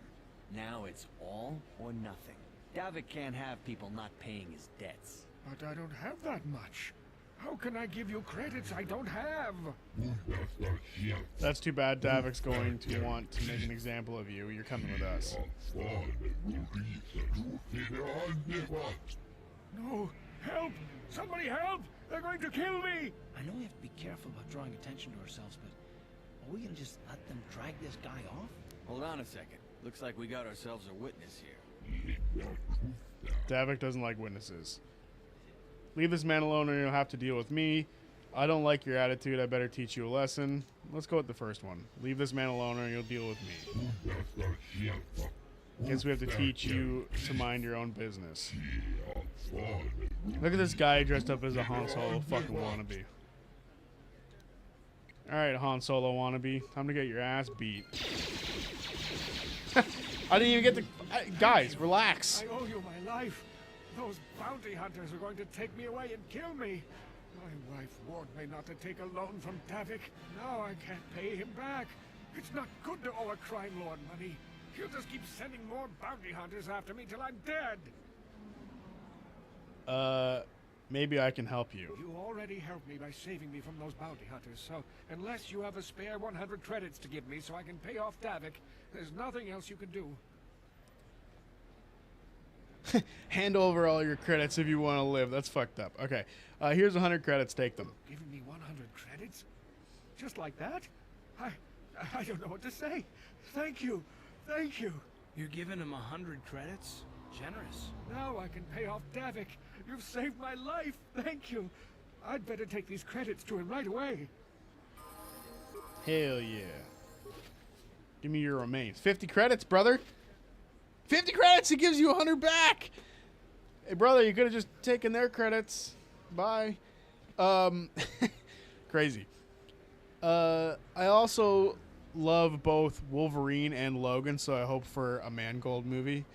Yeah. I like the Wolverine. I wasn't too big on Logan. I know that's gonna sound bad, but I wasn't a big fan of Logan. I will be using Space Tramp as an insult from now on. That's crazy.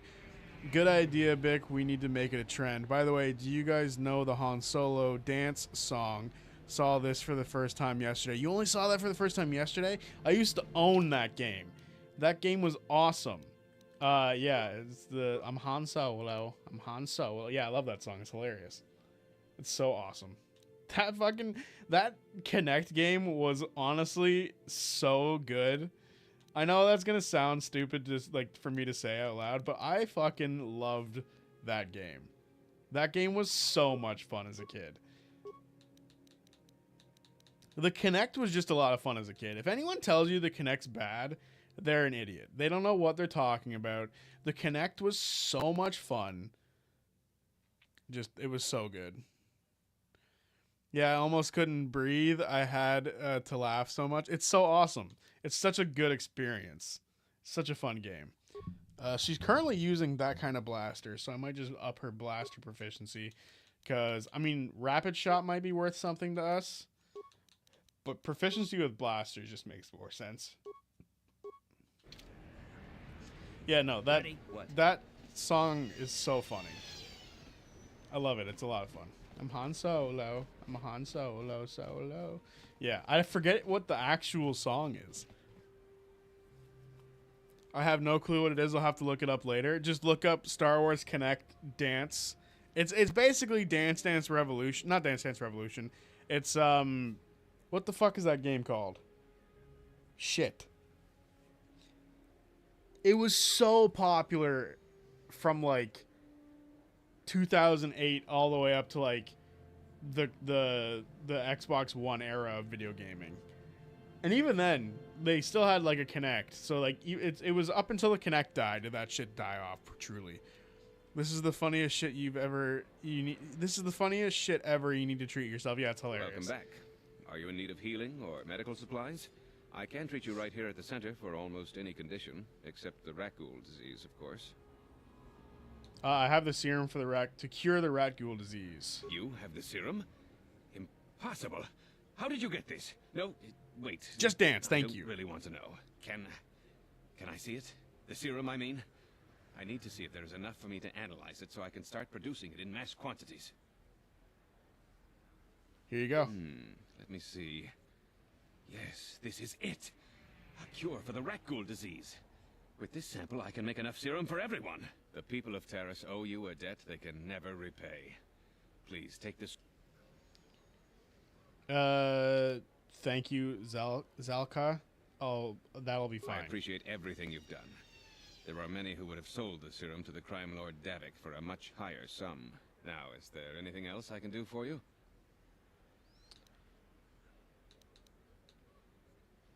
Let me take a look at what you've got. Of course. For sale. Just step over here and I'll show you what I have in stock. My prices are very reasonable. All right. Does he have a rat ghoul serum?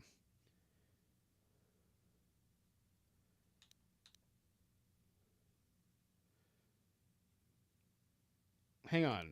So I just sold that to him.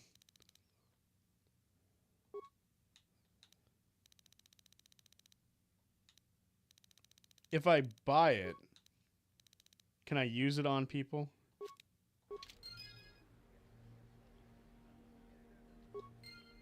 Journal entry added. Let's see here. Journal.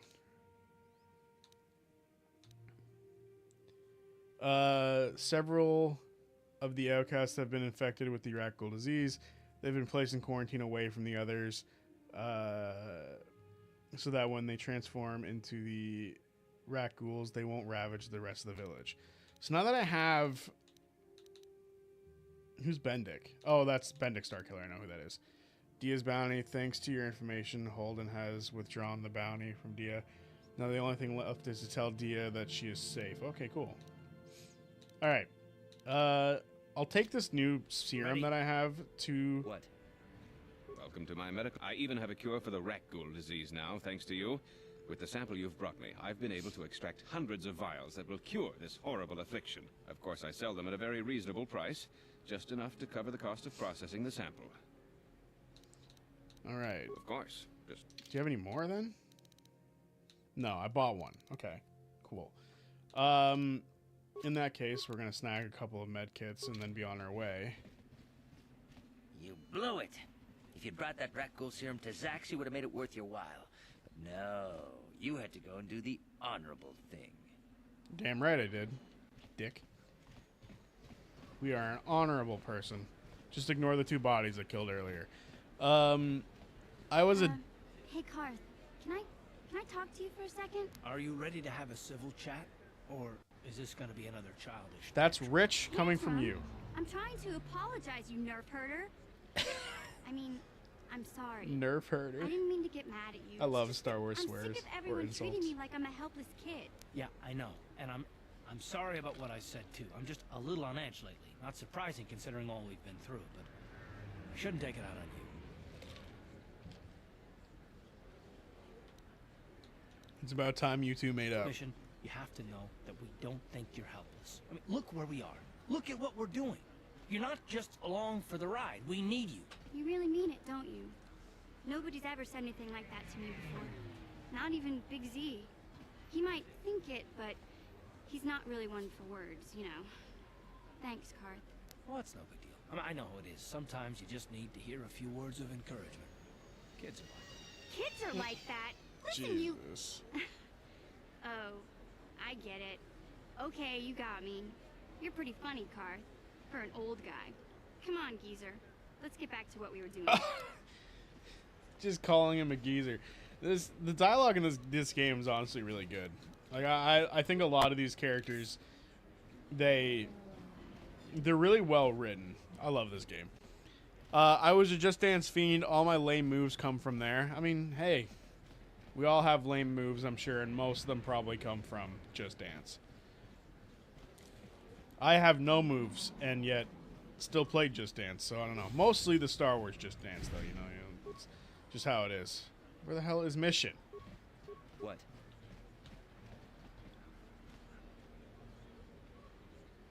Where the hell is Karth going?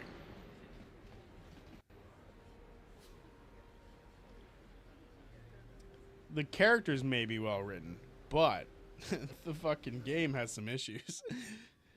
Although I kind of hope that if they do end up remaking these games, that the remake is just as janky, because part of the fun is the jank.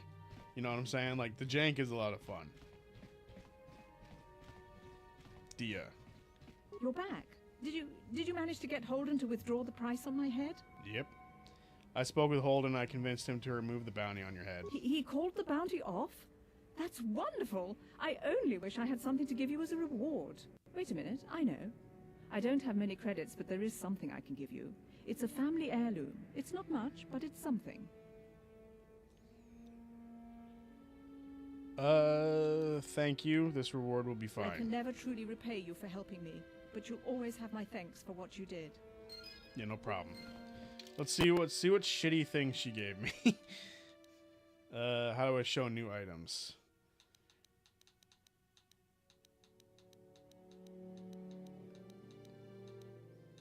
I don't see anything. Nothing worthwhile. Missions vibroblade. Why does she have a vibroblade? If her family heirloom was a fucking adrenaline spike, that's hilarious. Is there a way that I can read, like, completed missions? Yeah. Not surprisingly, Dia was very excited to discover that the bounty on her head had been lifted. Thanks to you, she no longer has to fear retribution from Holden for merely defending herself. Okay, well, it didn't tell us what we got from it. Oh, wait, quest items. Nope. Nada. We already grabbed all of your shit, huh? Alright, well, not a big deal then. Our room in this place has a workbench, right? Because I'm pretty sure I have armor that can be upgraded, and I have like a mesh that can upgrade it. So I'm going to do that. just very quickly. Throughout the game, you will find weapons and armor that are marked as upgradable. These items can be improved by the addition of an upgrade item. With upgrade items, you can use this workbench to construct new or more powerful versions of upgradable ranged weapons, melee weapons, lightsabers, or armor. Use the workbench. I can't do anything with oh, missions vibroblade can be equipped. Oh, so can jeez, I'm losing my mind here. That's currently equipped to me, right? So assemble. That should be a lot better now. We can upgrade the mesh to my armor. Karth doesn't need another upgrade. Other than his blaster. Bam. So now we've upgraded a bunch of our shit. Doesn't feel very upgraded though. Oh, it has cold resistance now. I see, I see. Then Karth. Why can't I look at Karth stuff? Oh, right, they're not in my party at the moment. Bam. There we go. We are all upgraded.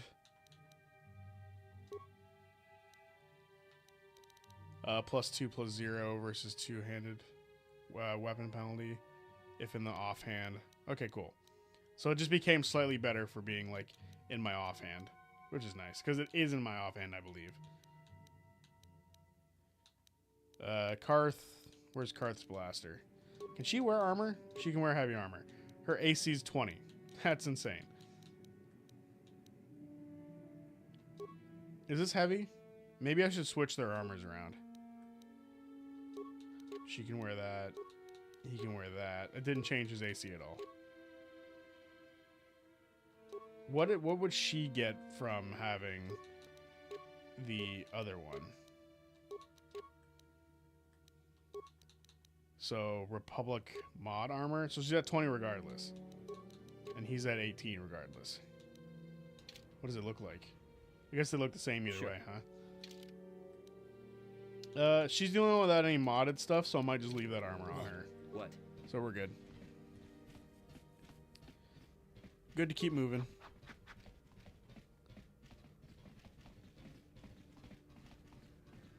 So glad, hopefully, we can hopefully hire Canderous soon. He's a much better character and fighter than Karth, in my opinion. I mean, he's a Mandalorian, of course he is. He's the GOAT. Nah, I think he's honestly where a lot of the interest for people having, like, interest in Mandalorians came from.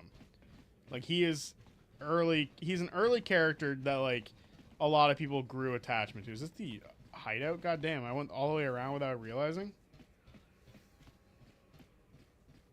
He's honestly where a lot of people got, like, a lot of their interest from for those types of characters.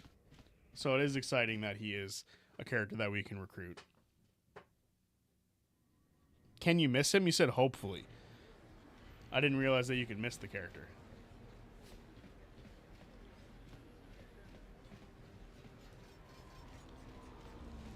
Guess I'm just too good and I don't miss him. No, I'm kidding.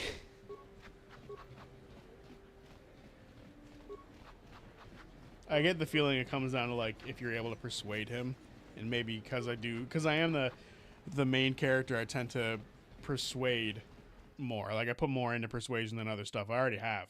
I put lots into persuasion already. Oh, I was gonna read something that popped up down there, but I didn't have the time.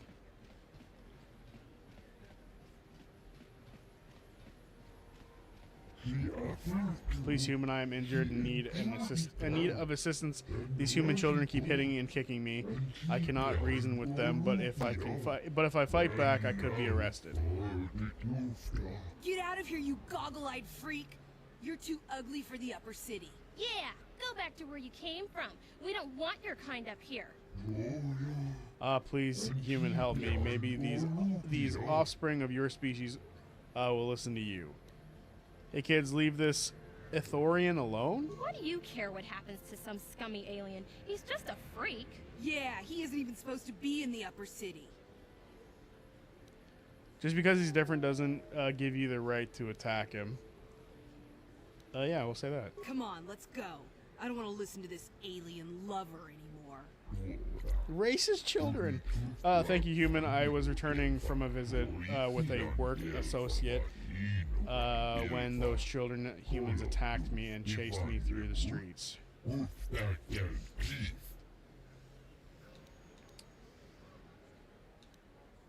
You look hurt. Here, I've got a med pack. Let me help you. You're too kind, human. I thank you for your generosity. Most of your kind here on Terrace care little for aliens like myself. Once more, thank you for saving me from those human children. I must take leave of you now.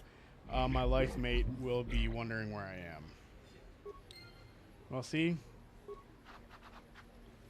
sometimes you just gotta be nice to people. Just don't hurt people. Is this the lower city? No, it's the north apartments.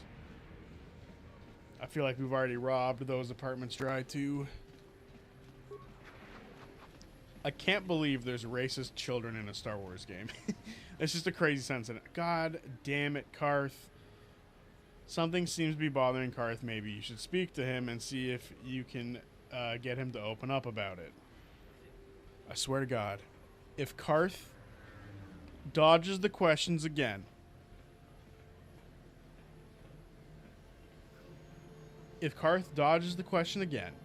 the minute we get another person on our team, you're getting benched. Yes, what's in your mind?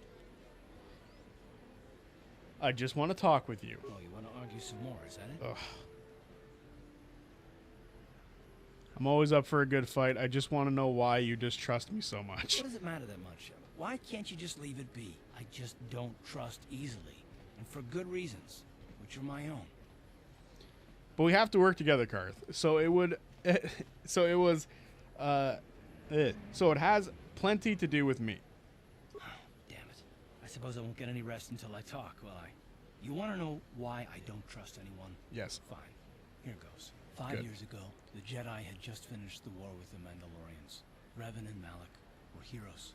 I was damn proud to have served in their fleet. It was completely unexpected when they turned on us, invading the Republic while we were still weak. Nobody knew what to think, least of all me. Our heroes had become brutal, conquering Sith, and we were all but helpless before them. I mean, think about it. If you can't even trust the best of the Jedi, who can you trust? They turn to the dark side, obviously. Why is it so personal? Of course the Jedi turned to the dark side. There were others, however, who weren't Jedi. Good men, trusted men, who joined them. Malak and Revan and the Sith deserve to die for what they've done. But the ones who fled the Republic and joined them are even worse. The dark side has nothing to do with why they joined with the Sith. They deserve no mercy. I haven't joined the Sith, Karth. I know. And I should apologize to you. I've become so accustomed to expecting the worst in others, and you've done nothing to deserve that. It's just... No, never mind. Let's just continue with what we were doing. I'd rather not talk about it. At least we got some answers this time. Couldn't they have just punted the children? The aliens on this planet, if they live in the upper area, they're subject... Like, if they were to try to punt a kid, they would get grabbed by the Sith and taken away. The enemy is here. We must act now before we are overrun with... I don't want to draw parallels to real-world events. But anyway. Moving to the Undercity. The elevator is off limits. Only Sith patrols and those with proper authorization are allowed into the lower city. It's obvious from the way you're dressed that you're not one of the Sith patrols. So unless you have the authorization papers, you must move along. I've got my authorization papers right here, jackass. Why didn't you say so? Everything seems to be in order. Okay, I guess you can go down to the lower city. Just be careful down there. Those swoop gangs will take a shot at anybody. Even our Sith patrols have come under fire. Well, that's because you're assholes. Anyway. Going down. I honestly fuck with the Sith armor so much in this game. Like, they look cool. They look cool, but they're clearly evil people. So it's a shame. When your drip is cool, but you're an asshole. Sounds like the Akatsuki to me. You know? They have some of the best outfits in anime, but they suck. Didn't I kill you? You look the exact same as the dude I just killed up top. But whatever. Anyway, here to collect a bounty, and then we'll move on from there.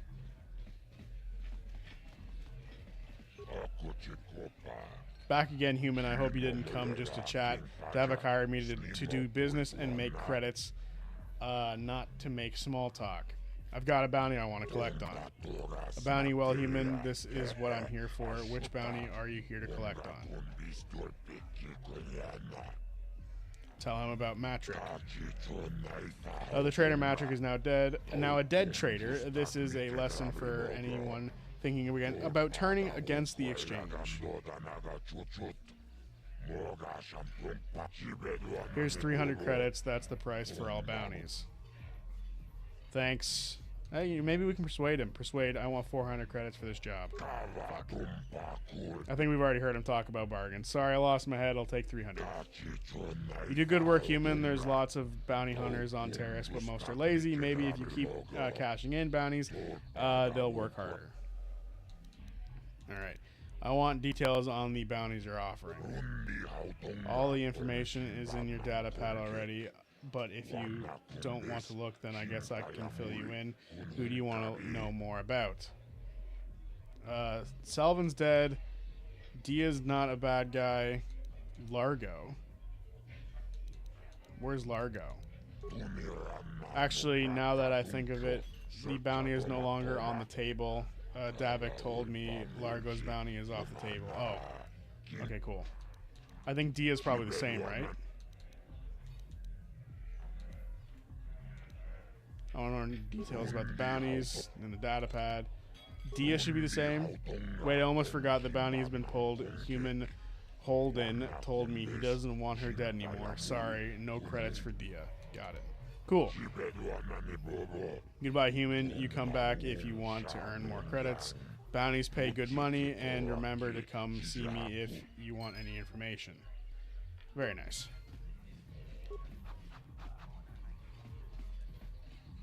So, I think there's only one bounty left on Terrace, but in order for us to do that, I have to progress through the, like the tournament style thing, the brawls, which are back up in the upper city. So I guess the question is, do we want to spend the rest of the stream moving through that, going after the bounties, or do we want to go help Mission and find Z? That's kind of where we're at right now. If we want to go do some fights, or if we want to go help Z. Realistically, either work. I probably won't be able to go after Star Killer right yet, like he's a little strong, but we definitely need to do it before we do the swoop race. So we'll, you know what, we'll go after Z right now, and then we'll get the swoop race parts. But before the swoop race, we'll go do the fighting arena thing. So we're gonna go help Z right now. Speaking of which, if we help Z, we get another good warrior and bench Karth. Good point. Good point. Got to bench the whiny crybaby dude who won't talk to Keanu Reeves. How dare you? Who doesn't want to talk to Keanu Reeves, brother? Come on. Look at the way I twirl my swords. Come on, bro. All right. Let's go help Big Z. Which reminds me, every time they say Big Z, it reminds me of. Did you guys ever watch the movie Surf's Up? It's the penguin surfing movie. Oh wait, we have the Rakghoul disease cure. We can cure people. I want to cure people. Where are they? They're over here.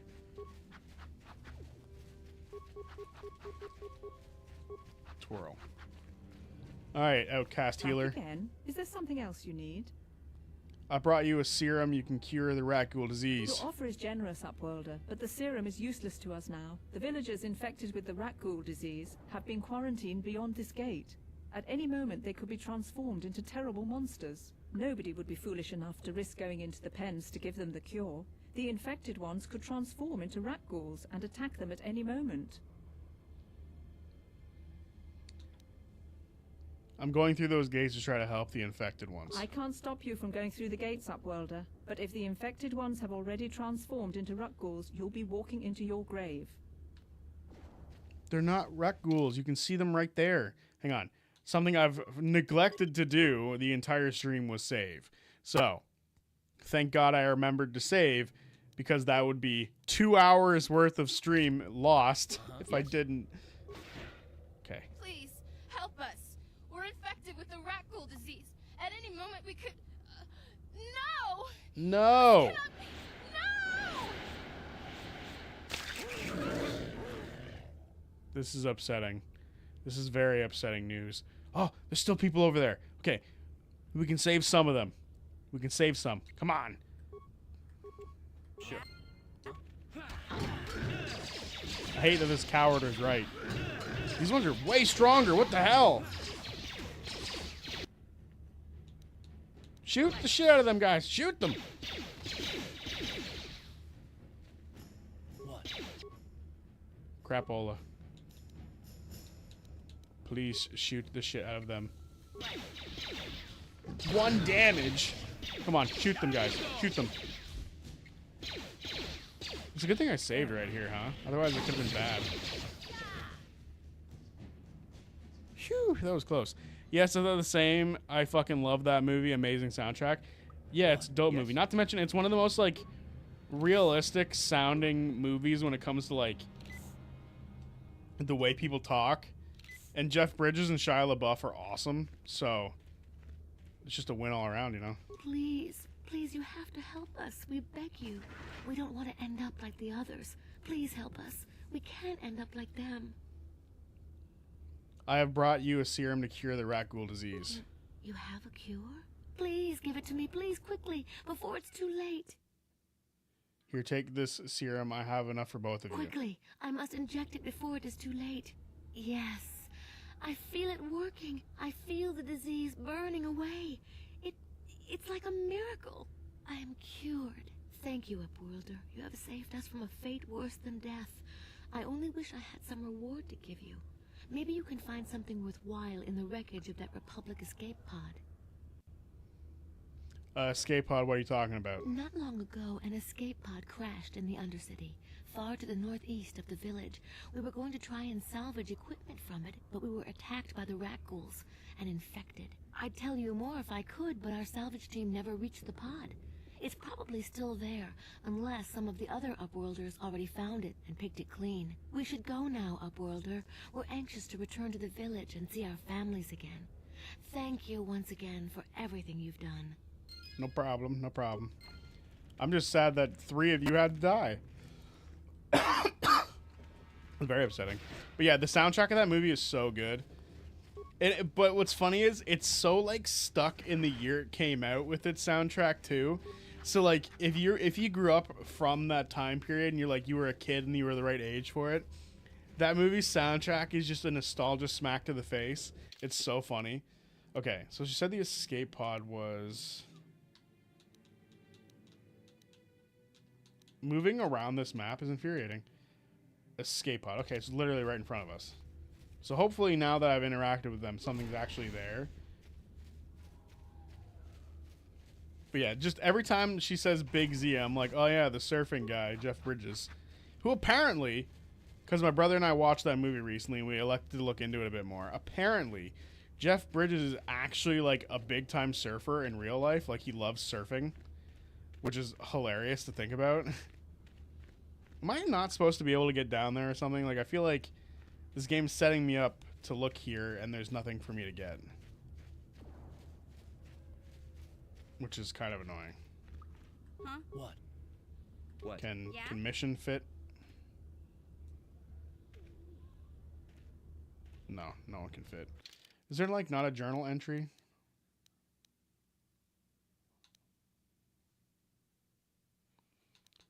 Well, it is janky. You're right. It is janky. There isn't even like a journal entry, so I think we're good. Yes?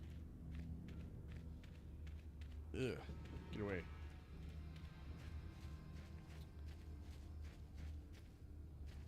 Yeah, sometimes you find places that lead nowhere. Yeah, it's shitty. That's old school gaming for you, though. Sometimes you don't get anything. Oh, there's more rock ghouls. When did they get there? I feel like we've been over here before.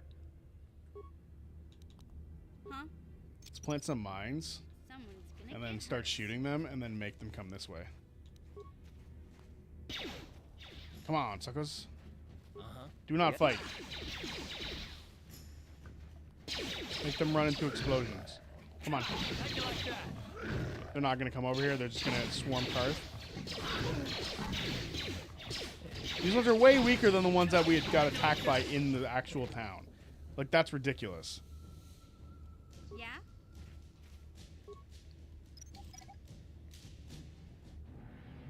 Ready. Whenever I hear whatever tomorrow brings, I'll be there. So fucking good. That's funny. Yeah. When is that played? I feel like I know exactly what you're talking about, but I can't, like, think about it for whatever reason. Like, I know it's in the movie somewhere. I just can't think of exactly when it's played.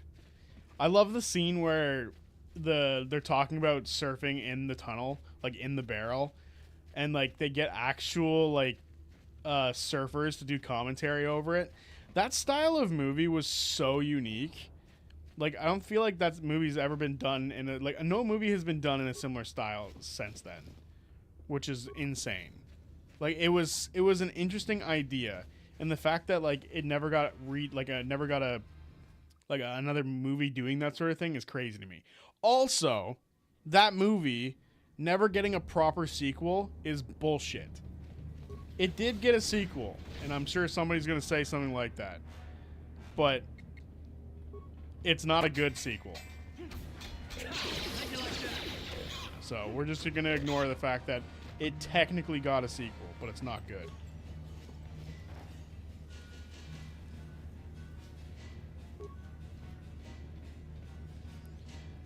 Main penguin sitting on their surfboard looking at the moon. Very emo. Oh, that's like right at the beginning of the movie. Yes. That's when he's like... Oh, wait, is that the beginning?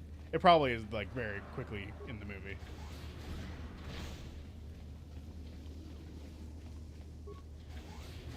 Where's Big Z? Oh, good. Rat ghouls. That's what I want. You asked for this. Time to rumble. Oh, there's a outcast corpse. Give me answers. Yes, Promised Land journal.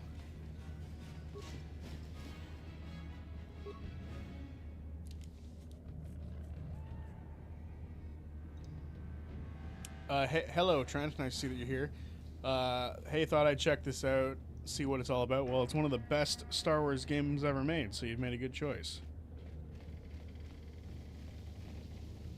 I'm sending you a video essay on that. On what? The movie? I'm down for that. I love that movie. And video essays are some of my favorite fucking things. The movie's awesome. Video essays are how my hyperfixations come about. That's where my bionicle hyperfixation currently is from. A video essay from a very new YouTuber. Literally, he has 4 videos and they're all on bionicle.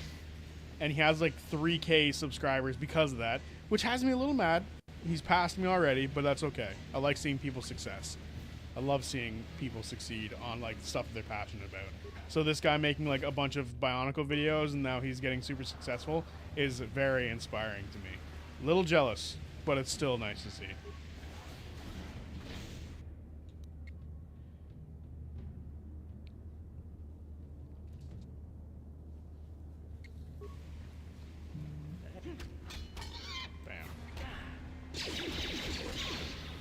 That guy was all by himself and he got his ass beat for it.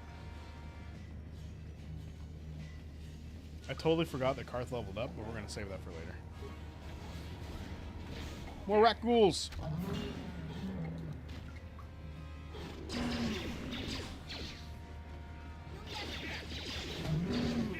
Rat ghoul fiend, what the hell is that?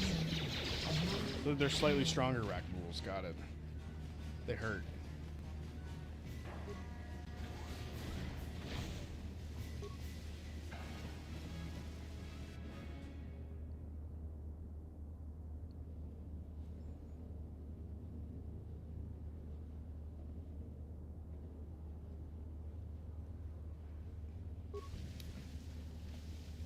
I'm good. That's awesome. I hope you're enjoying it. It is slowly getting better. Session 4 has music and a slideshow during the break. Oh, you're talking about our game that we're playing. Yes. For anyone who is unaware, we have a D&D game that we're playing on Trent's channel, and you should definitely check that out because it's a lot of fun. I think we're moving the game to Sundays now. Yes.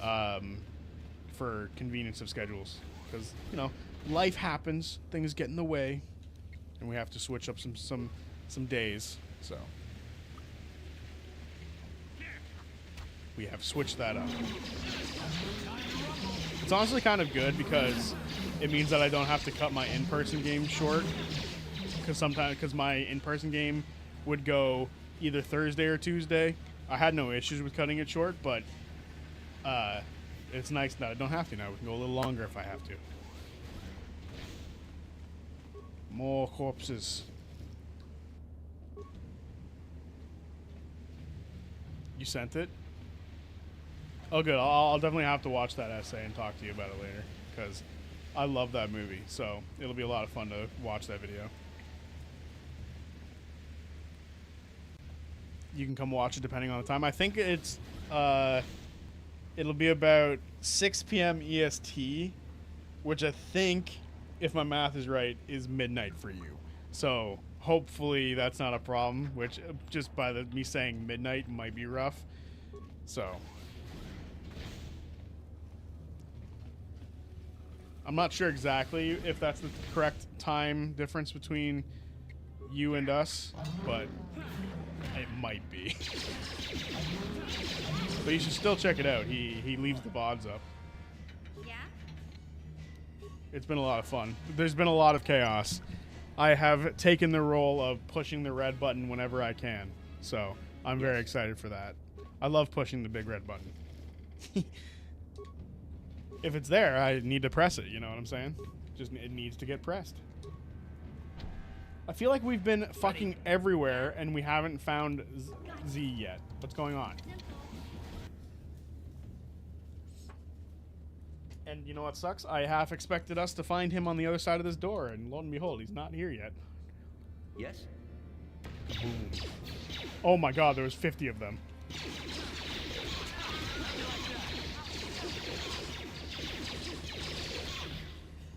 Suck it.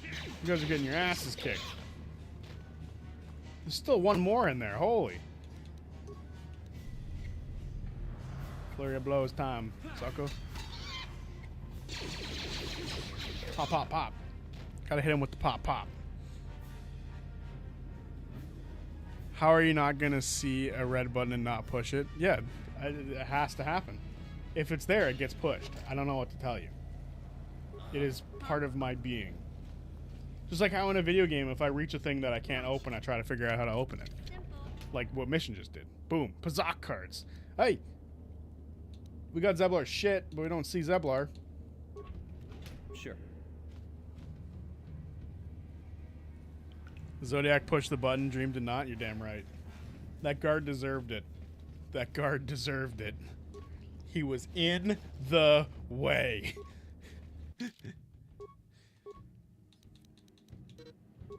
We'll go with that. Feats. What kind of feats can we grab? Improved Flurry. That's the top runner right now. Because Flurry has been... Oh, we can go up to level 4 Soldier. Just deal more damage outright. We're going to do that. Improved Flurry will be next. That's the next level up.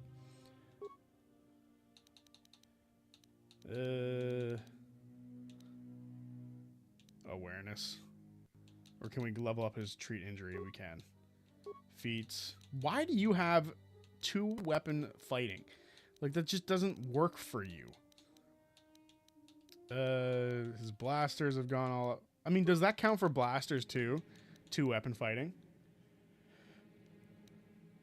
No, it doesn't. So this was just worthless for you, huh? Is there a 2 weapon blaster fighting thing that he could have grabbed instead? It doesn't look like it.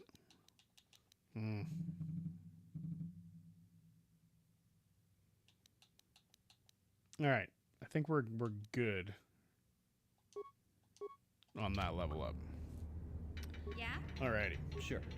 Time to go find Zeblar? Gotta go find Big Z. And the door's broken. doors are always broken. That's how you know you have to go that way, because the door is broken. It's going to be in there. Ooh. Thank you for whatever you had left in your backpack, Shrek. It's very necessary. Look at this. This is one of those old-style manual locks. No computer codes or nothing. The sewers is the only place you'd see one of these on Terrace. You can't use conventional security spikes on these old locks. But don't worry. I've come across them before. I've rigged up a little device that should do the trick. There's a Wookiee! He was close by. I shouldn't have said too many things. You're a sight for sore eyes, Mission. I'm glad to see you too, Big Z. You didn't think I'd forget about you. Mission and Zalbar, together forever. Who's that with you? We've met, dude! These are my new friends, Big Z. Without them, I could never have got you out. Good to... We've met! Don't mention it. I was happy to help, because we have met. I don't need to reintroduce myself to you. You know the language of my people, that is rare among your species. I'm impressed. Well, just like Han Solo, I took it a couple of years of it in the Imperial Army. You have saved me from from a life of servitude and slavery. There is only one way I can ever repay such an act. I will swear a life debt to you. You sure about that, Big Z? Think about it carefully. You better be sure about this. I'm sure, Mission, this is an issue of great importance to me because of our great physical strength.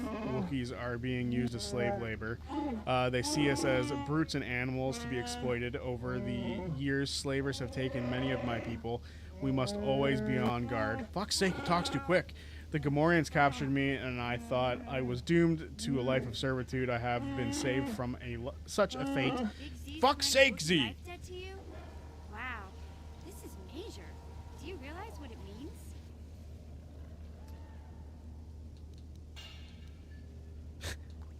Let me guess. It means I've got a walking carpet following me for the rest of my days. That's terrible. It's some kind of loyalty vow, isn't it? A life debt is the most solemn vow a Wookiee can make.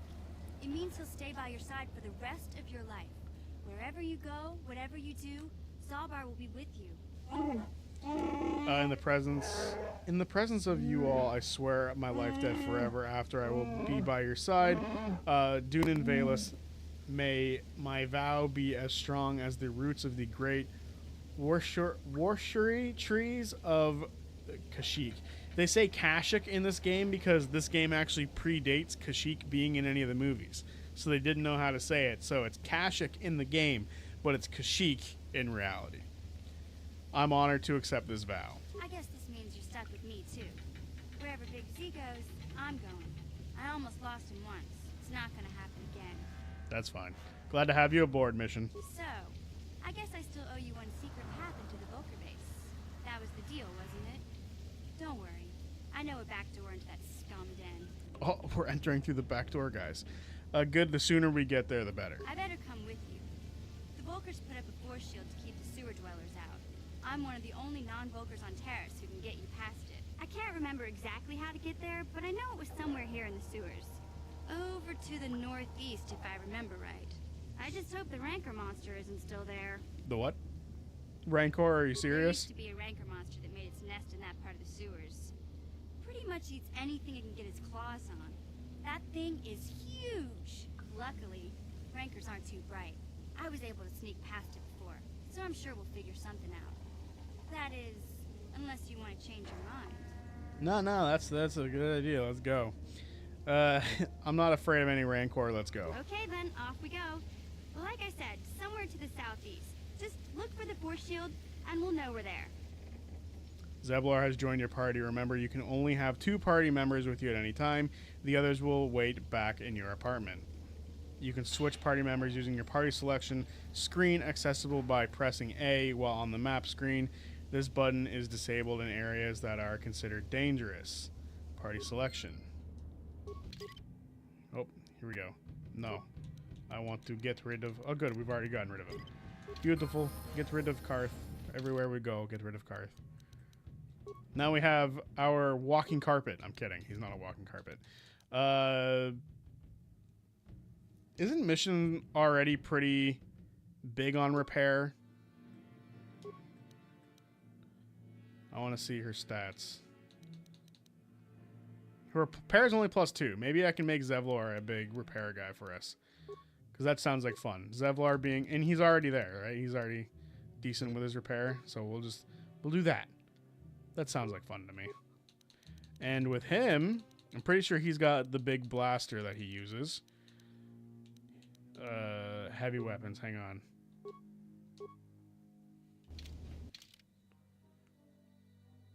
Part of me wants to see you end up with the thing they're trying to avoid. Chewy sounds. Oh. Hi Trent. Never need help with Zemnian for the campaign as... Sorry. Hi Trent. Should ever need help with Zemnian for the campaign as I am a real-world Zemnian. Would be happy to help. That's fucking hilarious. That's awesome. Okay. Is this thing a... Because we have his rifle. So is it considered a blaster? It is a blaster. That's crazy. I feel like Zevlor is the type that can't equip armor, yeah. Okay, cool. So we can level him up now properly to have the repairs. And then we're going to upgrade his blasters because there's no reason not to. So there we go. We now have our, quote, walking carpet with us. Is there anything in his room? We should check his room. Just in case there's any goodies in here. It does not appear like there is any. Alright, well, there was one other thing that we needed to read. We got a new item. It was a... this journal is a record of the long and difficult search to find the Promised Land. It contains many half-completed maps and cryptic notes, all attempting to decipher whether the legend is true or simply a child's fable. By itself, this journal does not contain enough information to solve the mystery. However, it could be a valuable piece of the puzzle. Okay, cool. So there's more that we have to collect. Sure. Well, good. More guards. That's what I wanted for Christmas. More people to kill. You messed up, sucker.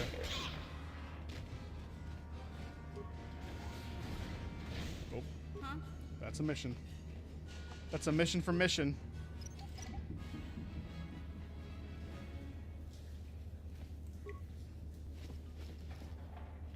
I believe, yeah, the next Promised Land journal is right here.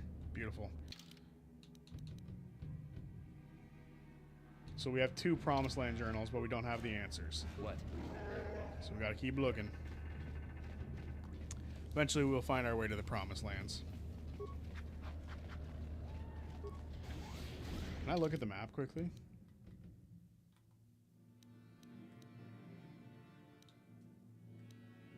Where's the map button? There we go. Okay, so we're going in a big circle here. What? Why does it constantly switch who my characters are? It's kind of fucking me up. Yeah. Mission Fragmine Recovery. Yes? Mission, that is your mission.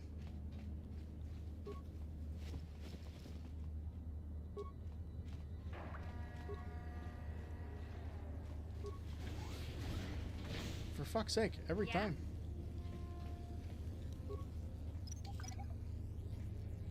Does this take us to the Vulcar base? Because she said there's like an energy field, yeah? Gotcha. Darn it. Impossible. You won't be able to get that computer to lower the energy fields unless you know the proper codes. Lucky for you, I've got them. I picked them off the pocket of a black Vulcar who had a little too much to drink in the cantina one night. Here, let me get that energy field down for you. I literally made you pick it. Oh, okay, good. You did put it. Okay. Phew. I was a little concerned.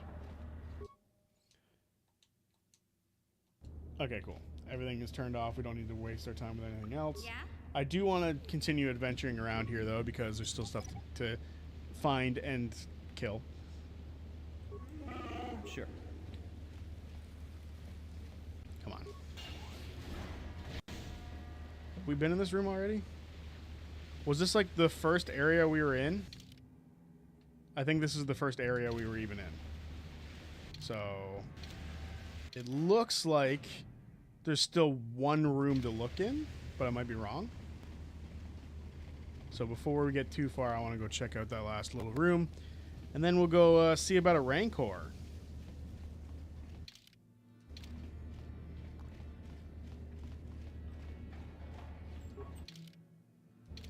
I think we've already been here, and I've just gone in a circle for no reason. What was this room? I think there was something else to search in here. We do not need to reactivate this repair droid. Because we've killed everything else in here, so we can move on with our lives and go take on a Rancor. Which will probably be where we end the stream. Just for the sake of things.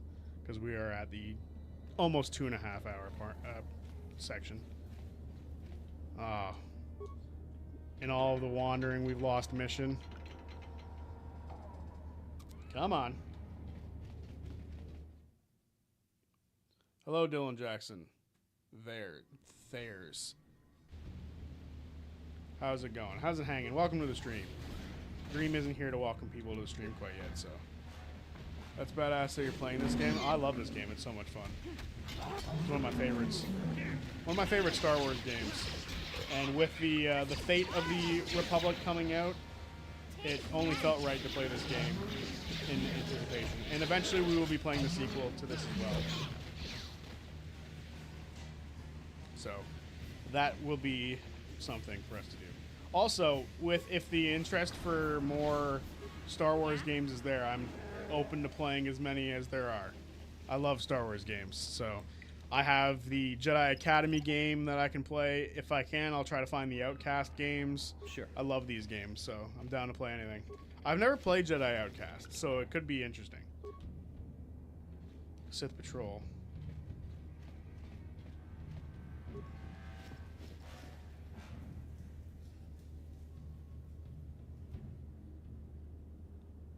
You're so happy that your proposed game was picked? That's good. Because I enjoy this game a lot, so I'm happy that it's something we've all been liking so far.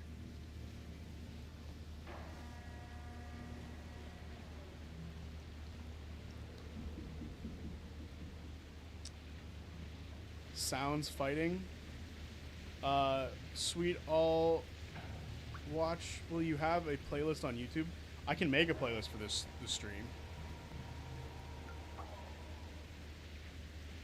Do you mean Outlaws?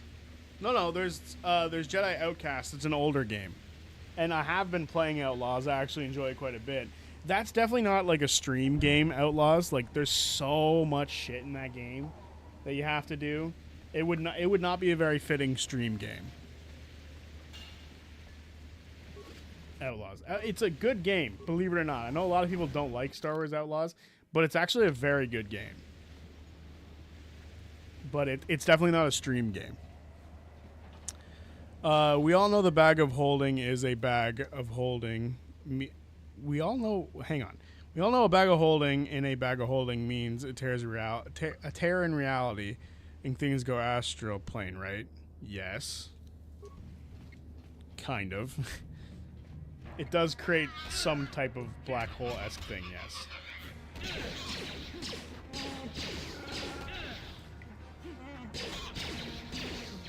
I played the Star Wars Episode 1 game on PlayStation all the time back in the day. That was also awesome. There was I forget what it's called now, but there was a Star Wars game that I played as a kid that had a section where you played as Anakin. It was like before Episode 2 or something, and I have never been able to find it again. You're on like this really like tropical looking planet, and like you're on a speeder.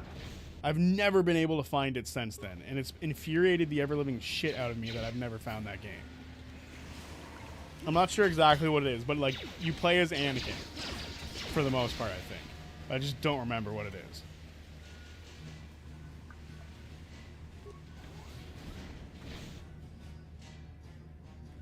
That being said, Anakin's not one of my favorite characters, but I still liked that game. It was a lot of fun.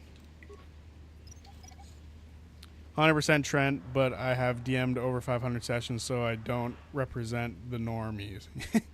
Oh, what a bag of holding. What about a bag of holding being brought into an extra dimensional space like Magnificent Mansion or similar magics into something that's supposed to be like an extra dimensional shelter or item, rather an item? Would it have the same effect? I don't think so. That sounds like a Reddit question to me. Because I feel like Reddit would probably be like, yes or no, and then they'd give a lot better reasons as to why it wouldn't. I just feel like, for me, I probably wouldn't make it such, but I'm different from other people. It also depends on what you mean. Like, are you putting the fortress? I forget what it's called off the top of my head, but the fortress that, like, you say the phrase word and it creates like a little tower for you and your friends. Or if you're putting that in the bag of holding, I don't think anything happens. You know, but like the black hole that like the Mighty Nine, not the Mighty Nine, that the Bells Hells had in Campaign 3, if you were to put that into a space like that, what would that do, right? Hey, Big Z, we gotta do something about your breath. I didn't want to say anything, but it's bad. Worse than usual, which is hard to believe. In fact, now that I think about it, your breath has been pretty rancid ever since we rescued you from those Gamorrean slavers. What'd they feed you, buddy? They didn't. I wasn't their guest mission. I was a prisoner. I don't think they cared much about me. Or about what happened to me. Zalbar, that's terrible. I know how grouchy you get if you don't get your 8 square meals a day. I'm amazed you didn't pass out from hunger. I did manage to take a chunk out of the arm of the guard that wandered too close to my cage, but it tasted awful, so I spat it out. Ew! No wonder your breath is so bad, Big Z. Gamorreans smell like bantha poodoo. We'll have to pick you up a toothbrush to clean that stench out of your choppers. Wookiees do not brush their teeth, mission. It's just isn't done. What humiliation will you use on me next? A comb? Okay, relax. No toothbrush. Sheesh. Just try and eat something else to cover up that smell, okay? Stay away from anything that's smart enough to lock you in a cage this time. So I'll take care of it as soon as I can, mission. For now, let's just stay focused on the task at hand. You need to ask Jeremy Crawford. That's fucking hilarious. And true, he always gives you his sage advice. Severed arm. Okay. Let's see what the Beck data says. Where was it? Did I pass it already? There we go. This data pad seems to detail plans the hidden Beck had to get into the Black Vulcar base.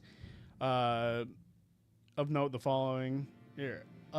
is the following. We have synthesized a substance with an odor that resembles a favorite prey of the Rancors. If we place a bait properly, we can lure the Rancor into eating something lethal enough to kill it. Ooh. Does the severed arm have any explosives on it? Okay. If I remember correctly, mission can become stealthy. Because we have Rancor. Hang on. We're going to hit the save button before anything bad happens.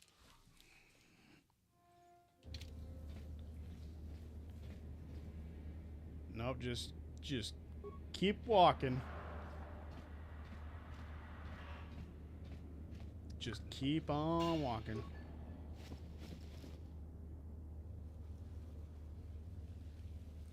Okay, we can put explosives in here now, right? So we can put a couple frag grenades. How many did that just put in there? Okay, put one in there. Hopefully that's lethal enough, and then we can put the decoy. Bam.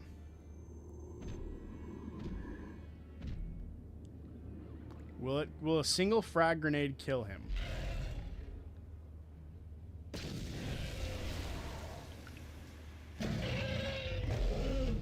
Hell yeah. Hell yeah, it did. Alright. Yes? We have now killed a Rancor. What's in the corpse pile? What do you got for me? Nothing. Can the Rancor give me anything? Just gotta cut my way into him. Don't worry about it, guys. Yeah?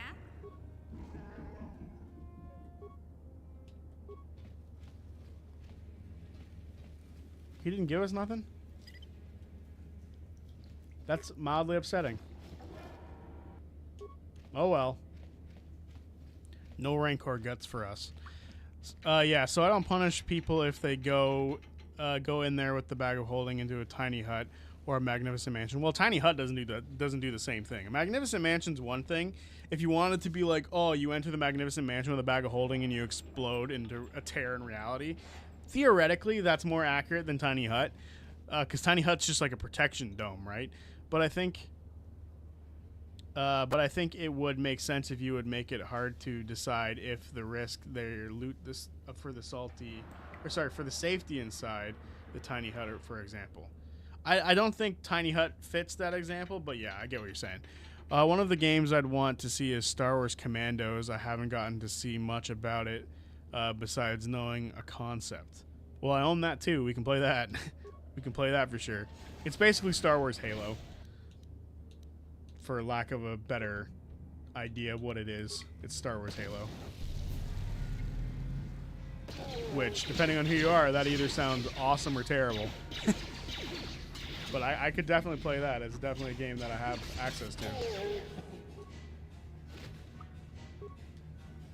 I don't know why. I don't know when, but apparently I bought a bunch of older Star Wars games, so now I just have a bunch of them in my my game library.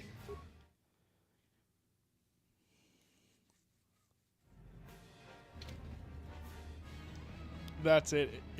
That's like, it could be both. Yeah, it's a fucking interesting game. I've never actually like played it, but I own it, so I could play it. So that is an option. But we are now outside the Black Vulcar base, so I think this is a good time to call the stream here. 2.5 hours, that's our usual. Unfortunately, there won't be a stream on Sunday, as I will be out of the country going to see some family, so I won't be able to stream. Also, the next stream will be so the next stream will be on either Wednesday, but I might do Monday depending on how I feel. So those are options. On top of all this, Sunday is also the Super Bowl, so I know a lot of people probably would rather watch the Super Bowl than watch me stream. So yeah, that'll probably be a good place to end the stream. The way you cut into the Rancor reminds me of the campaign I play in. I had to cut into a gigantic hill giant to cut loot out of her body. That's crazy. It's crazy. I should hide more loot inside the bodies of things. It sounds like something that's way more fun than just giving them loot. But anyway, I will see you guys on whatever day I decide to stream next, and on Friday for the recap of episode 14 of Campaign 4, and I will see you guys then. Peace out.